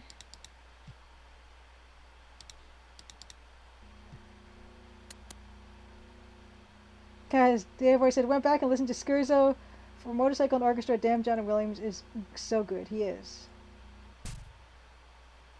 In your mic, this is your least favorite part of the game? Because it's not really a maze? I can't even try to bribe these guys? What if I go really fast?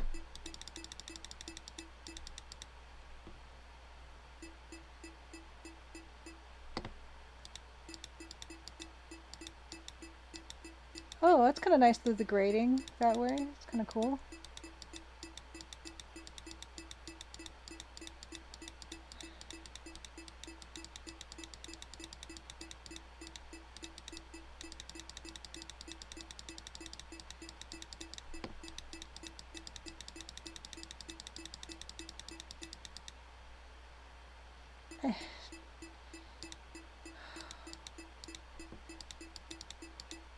Let's see how far I get.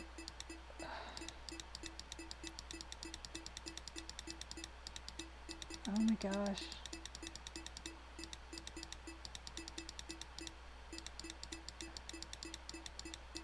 No, I'm not looking at a walkthrough ATM machine. I'm just doing this randomly. I also kind of like how the side of the Zeppelin kind of does. The Zeppelin is turning around. Yes. Yes, we're heading towards Berlin. Surely this noise won't get old. Tick, tick, tick, tick, tick, tick, tick, tick, tick, tick, tick, tick, tick. Oh, man.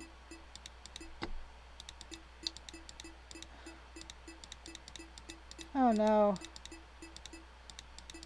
I'll punch that guy, I guess, if I have to. Oh, no, he's going that way. It's fine.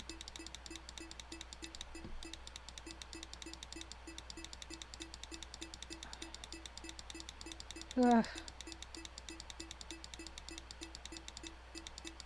Nope.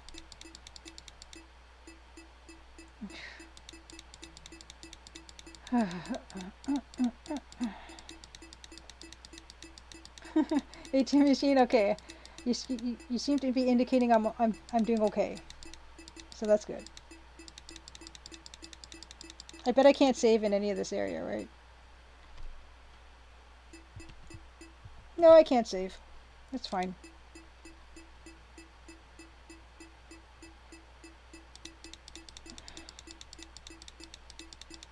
Yeah.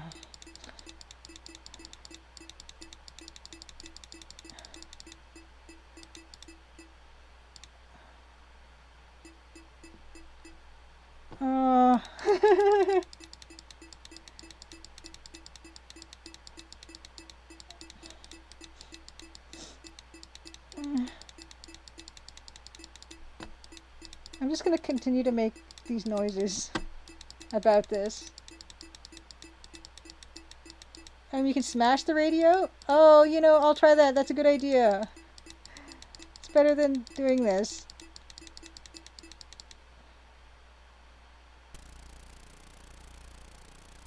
Dad, how'd you get here before me? Okay.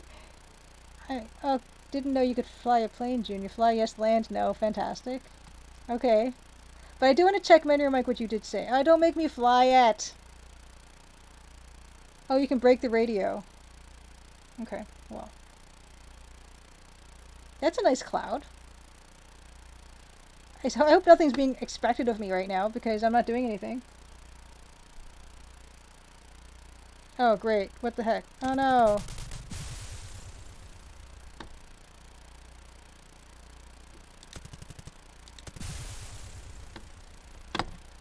Well, that didn't start off early. Oh, gosh. Okay, this isn't looking good. Oh my gosh. So you can't even save there, right? Oh, God. Hey, oh. That turned out okay. Is our dad... Did we kill our dad? What happened?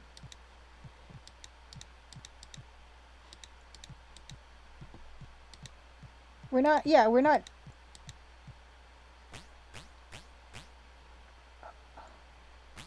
Okay, I'm okay with this. This is really fine. This is really pretty, actually.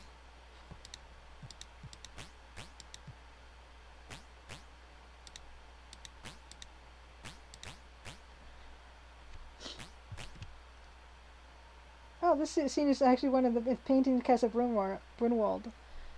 I'm okay with this. I'm okay with this outcome. I did the maze, that's fine. I'm gonna just go with that. Drunkengeiergutstein. So this is crashed plane. I'm okay with this so far. I feel like I'm not stuck, so I'm good. Play. Okay, what do we got? What do we got? Look at this. Look at this beautiful car and car. Can we go here? We can't go here? I want to go here. Okay, so, well, obviously we're picking the Nazi car. No? Use this car? Tanda! Tanda! Welcome, welcome, Tanda. Party of 37. Fantastic. Thank you so much. Ooh. What? What? What's happening? Good to see you, Tanda. This is a different checkpoint, I guess? Yes, thank you, you guys. We are playing Indiana Jones and the Last Crusade, EGA version. We just made it off the Zeppelin. We crashed a plane and didn't die. And now we have to get through a checkpoint. A bunch of checkpoints. Oh boy. Ignore the first message. Raiders of the Last Crusade. We can try showing the Mein Kampf. I take this, Mein Kampf. It's signed. I don't want it anymore. Okay, that worked with the first guy. Tanda, oh yeah, shout out. I gotta just hold on, I gotta make sure I don't miss anything. Oh, just let us get to Munich. Oh no. Oh my gosh, you kidding? Okay. Shout out Tanda. Tanda is an amazing streamer. Streams some retro. What have you been streaming lately, Tanda? Tanda also fellow artist, so that's also good. Good to see you. I wonder if you're gonna bribe.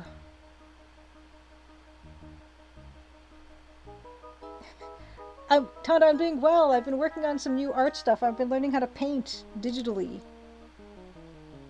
And, I'm gonna try to give him money. Take this money. Oh. Do we have a pass?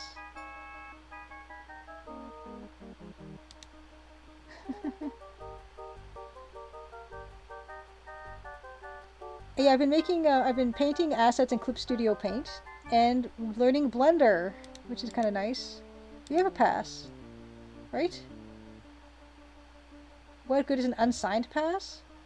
Oh. We're also punching Nazis in the groin. Oh my gosh, really? Is this because we crashed the plane? The thing that sucks though... Oh no, I'm gonna lose. I'm gonna lose! No. No.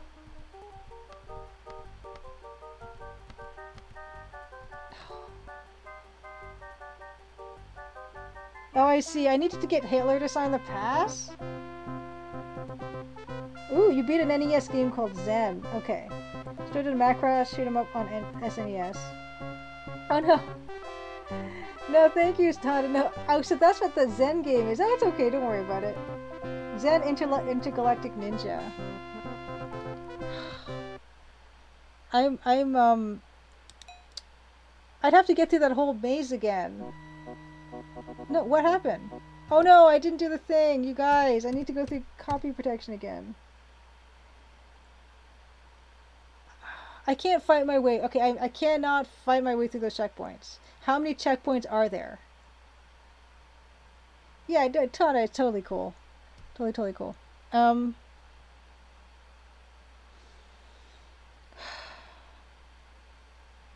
of course, I didn't do the thing properly where I don't have to check the copy protection. And this game is available on Good Old Games. I'd like to just remind everybody, and also remind everybody that I have it. Oh wow, my webcap is off. What happened? Webcappy. Hold on. Wait, before I continue. Oh, it's totally gone. Oh. Well, we're finishing up soon actually, so it's not too big a deal. But yeah, we've been playing this for the past. It's like part 8 or something of this playthrough. And Todd, I don't know if you've ever played this, but if you're not good at punching, it can be a little bit tricky. Yeah. Use pass on all the guards. Okay. Okay. Use pass on all guards. I think we can handle that. That's fair enough. As long as the pass is not consumed. Okay. That's fine. That's handy. Yes, like Tonda, you haven't played this. Punching is the tricky part. Punching is the tricky part. Also, I don't have a keypad, so that doesn't help. Section 3, row D, column 6. Oh my gosh. Fourth row, 1, 2, 3, 4, 6. But I insisted on playing this version. Triangle, triangle, K, empty A? Yes. You would be willing, Davor would be willing to sit and learn punching. Wifey probably make you crash the biplane. Oh my goodness. I did not mean to crash the biplane. That's kind of the thing. Oops. No. No. Come back. Sorry. Yeah, as I was doing that ATM machine, I was thinking, yeah, these are probably our real letters. Empty A is Greek lambda. Many remarks says fighting in this game and Atlantis sucks. You can shoot the other place. It can be fully avoided. There's a lot of trial and error. Okay, you can't not crash the plane. You can't not crash the plane. You can shoot the other planes. Okay, so we were at. Where did we need to be? We needed to be at. Gonna ride in motorcycle. So yeah, we can get the pass sign by Hitler. Here, this is gonna be fine. Yeah, anything that means I don't have to punch. And I honestly, maybe that's what they were intending. Just this is a life lesson, everybody. Okay. I'm going to cancel out of this cutscene. We get to hear this gorgeous music again.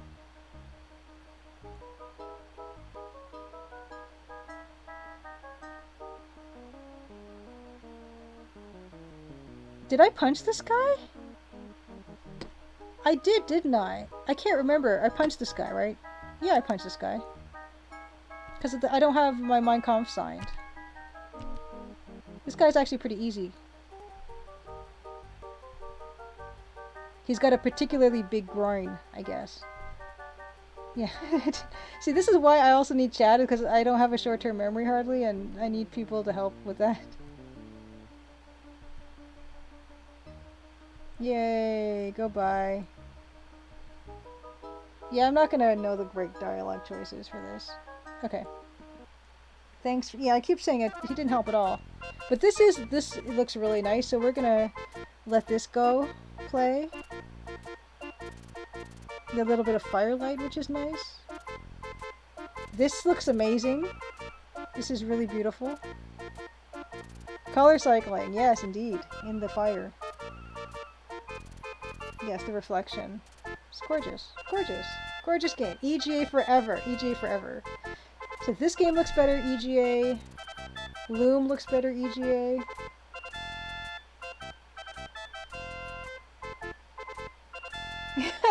Tonda sounds vaguely like the Slinky song. Well, for your information, Tonda, apparently this is an actual World War I, like march. It does sound like the Slinky song, though. Just give him the pasta sign? That's ingenious. I really like that, actually.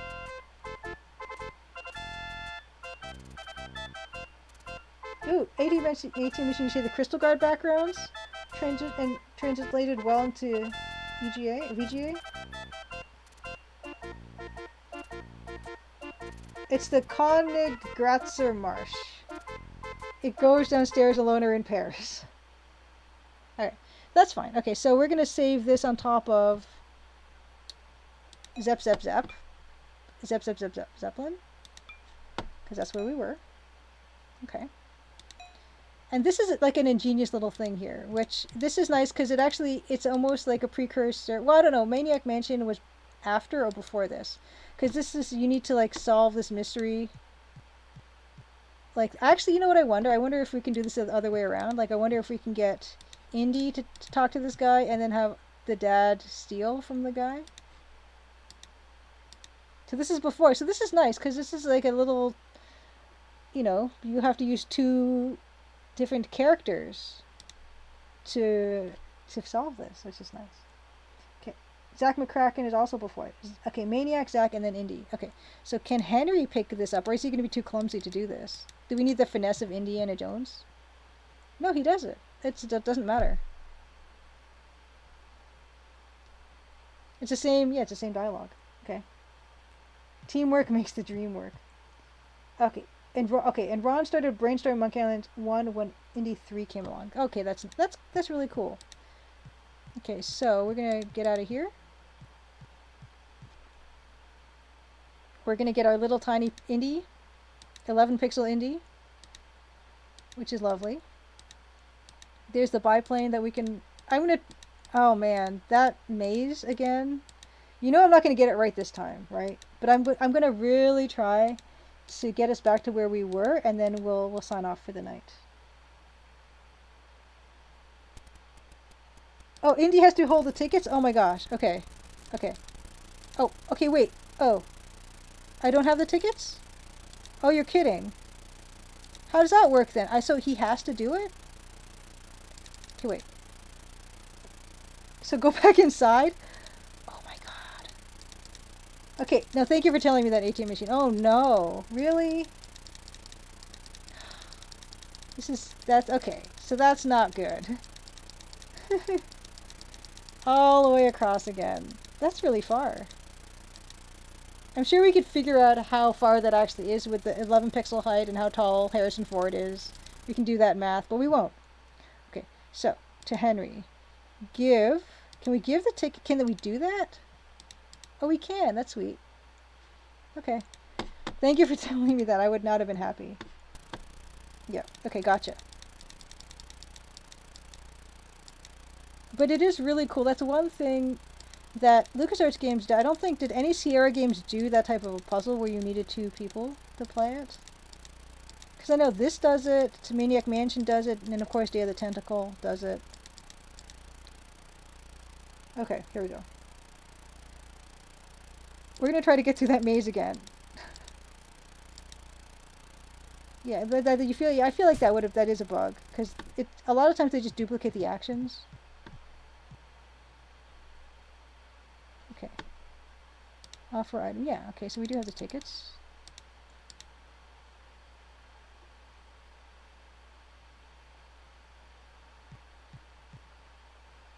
Okay.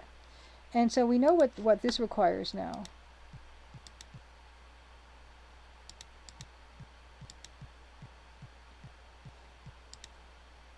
And this, oh yeah, this is a cutscene. I'm gonna let, like, if Tanda's people are still here, you can see this is another beautiful scene from Brunwald Castle, where we have this nice lighting effect and that dog that's really having a hard time, it looks like.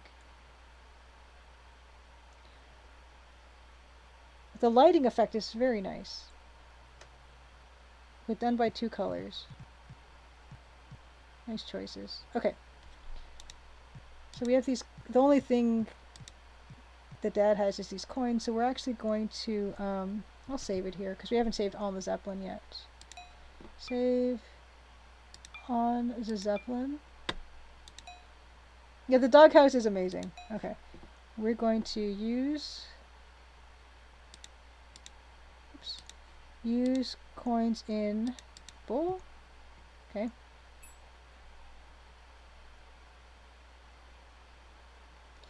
all these choices, he will never play Edelweiss, which is a crying shame. They all play the same song. Whip Cracker Suite. I wonder if Dan ever does this, where people make a request and then he doesn't know it. And what does he do? I gotta ask him next time he's on what he does when he doesn't know the song. Just offer them something else? Okay, indie. So we have to do quick. I'll just play my favorite instead. I wonder what, yeah, Dan's favorite would be what? I wonder. Zepp Fast Fast is what we had it on before. Boom, boom, boom, boom, boom. I honestly don't think...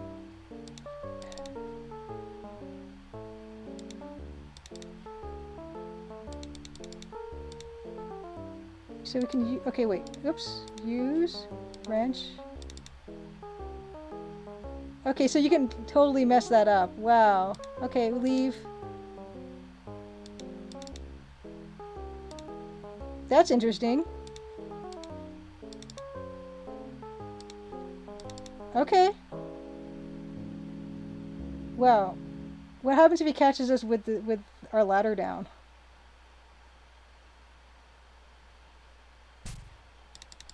Okay. Oh, that's good. So I just ruined this. I just completely... I wrecked the Zeppelin. I mean, I wrecked the shortwave radio.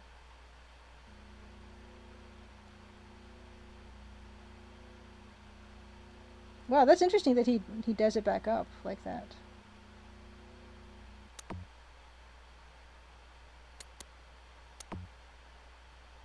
That's pretty funny. Oh, see, now he's occupied fixing it.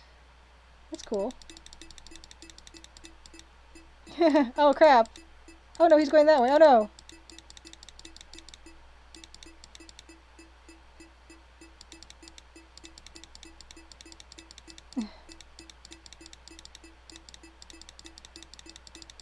Give it to me. Give it to me. Give it to me. He's faster than me, isn't he? I don't like it.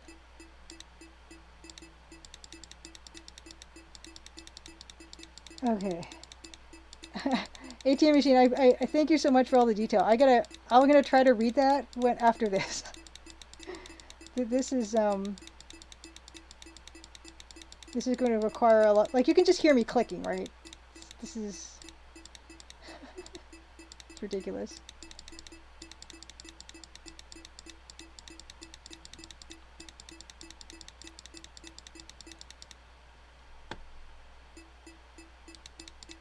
How did you come to be such an expert on this game, ATM machine? I really appreciate, like, you knowing all this stuff. Save me trouble. That guy's on my tail.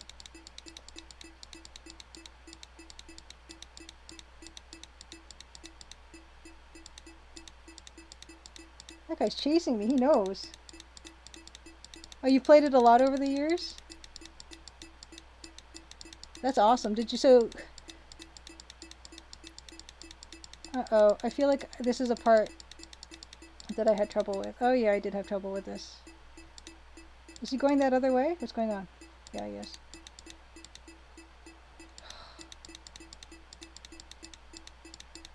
Oh, he's gonna catch me. I'm gonna have to punch him. He went around the other way again? No, he just disappeared. Okay.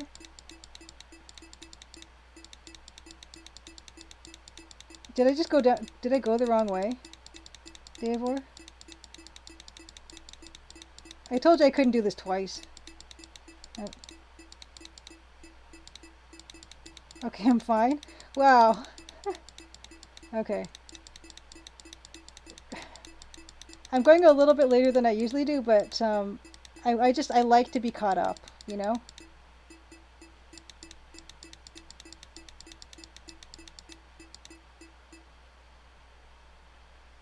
Dick. Tink, tink, tink, tink, tink, tink, tink. Oh, great. There's a guy right there. You bastard.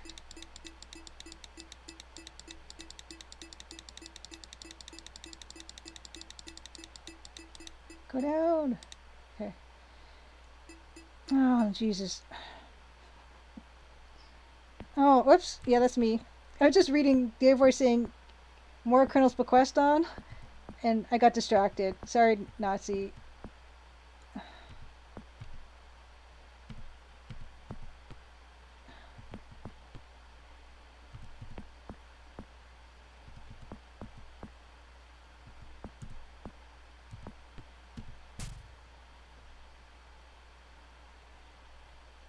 Oh, here I am.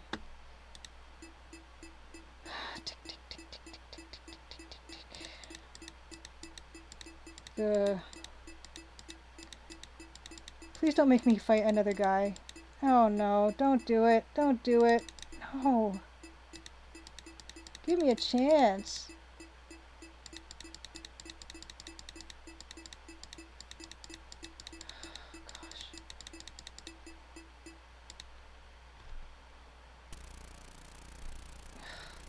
I can't save it here. Ah, so annoyed. Yes, his Marka. Welcome to Crimsica Tuesday. Welcome to the Let's Play segment. And yes, I do the same as Retrograde Tom. We do crotch punches here. We don't deviate from that. That's partly one of the reasons why I can't do these fighting sequences. I can't be bothered. Okay, I don't have a numpad. I don't have a numpad.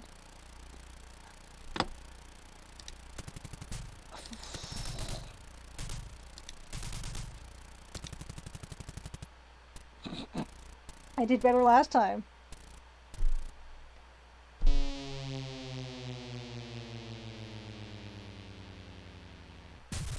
Oh, interesting, AT machine. That's a good point. So when you punch the Nazis out, instead of like the Tweety birds, they have the swastikas, and so the swastikas are backward. If they're facing it a different way. Okay, so this is you know what? I'm gonna take a screenshot of this because it's beautiful. And hopefully remember I took a screenshot of that. He looks dead. He looks dead. Wow, Joe's here for you. Good to see you. Never did that sequence. This looks a bit rough. Graphics are nice.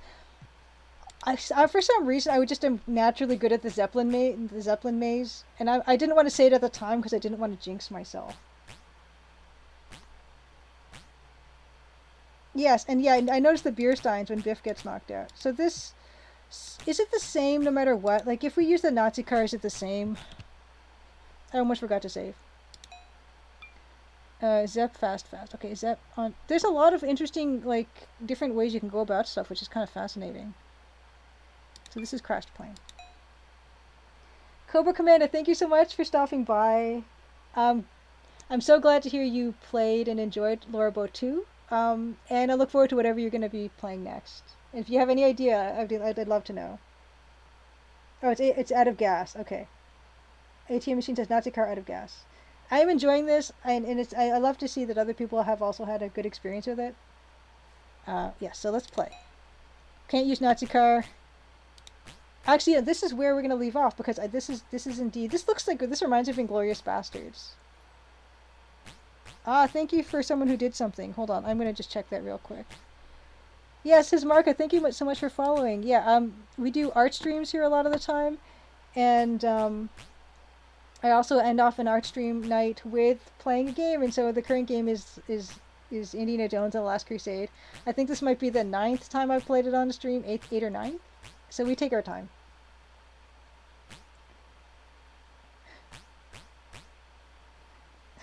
The hint book says, someone here says gas is on Mars. Personally, I think he's nuts, which is a reference to Zach McCracken. Oh, that's so cute that they do that. Okay.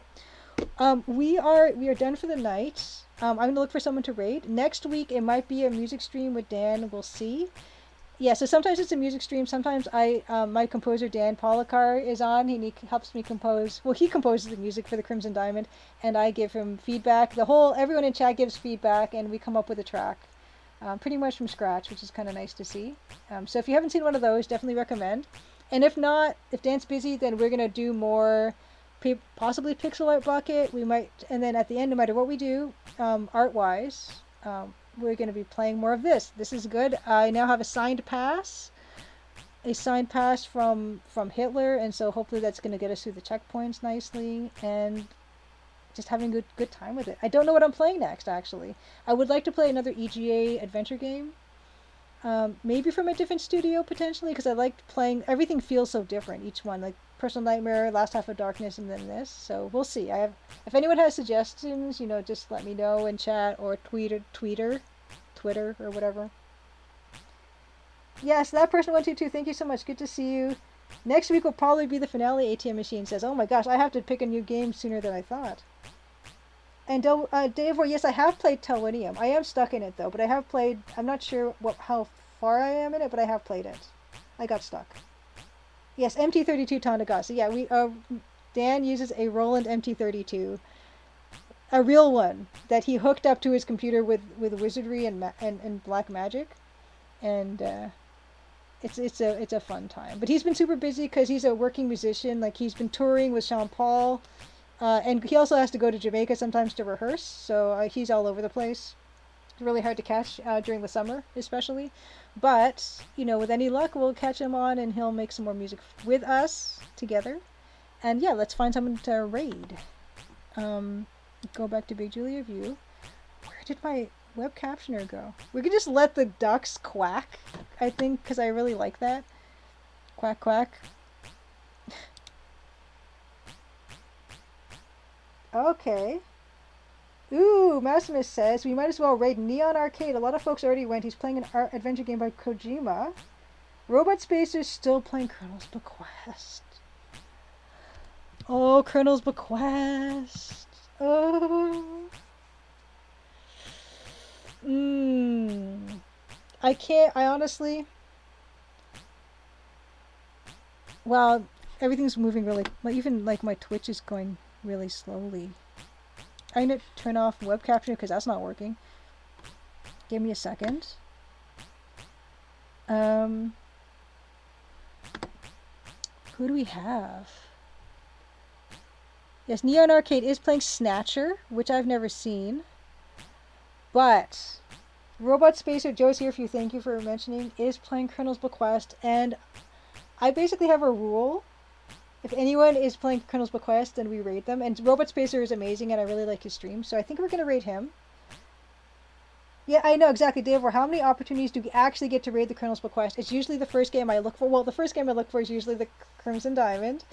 But, surprisingly, not surprisingly, no one's playing it because there's only the demo out, and that's been out for a while. Minero Mike, thank you so much for being here. It's always a pleasure. We're gonna raid Robot Spacer, who is a fantastic streamer. Makes these amazing maps of the game, so hopefully he'll show us some of that. Yeah, we're totally gonna get there. Let's see, my own channel. Actually, I can't do it this way. Okay, I'm gonna raid Evil Tentacle. So good to see you. Raid. Do we have to at?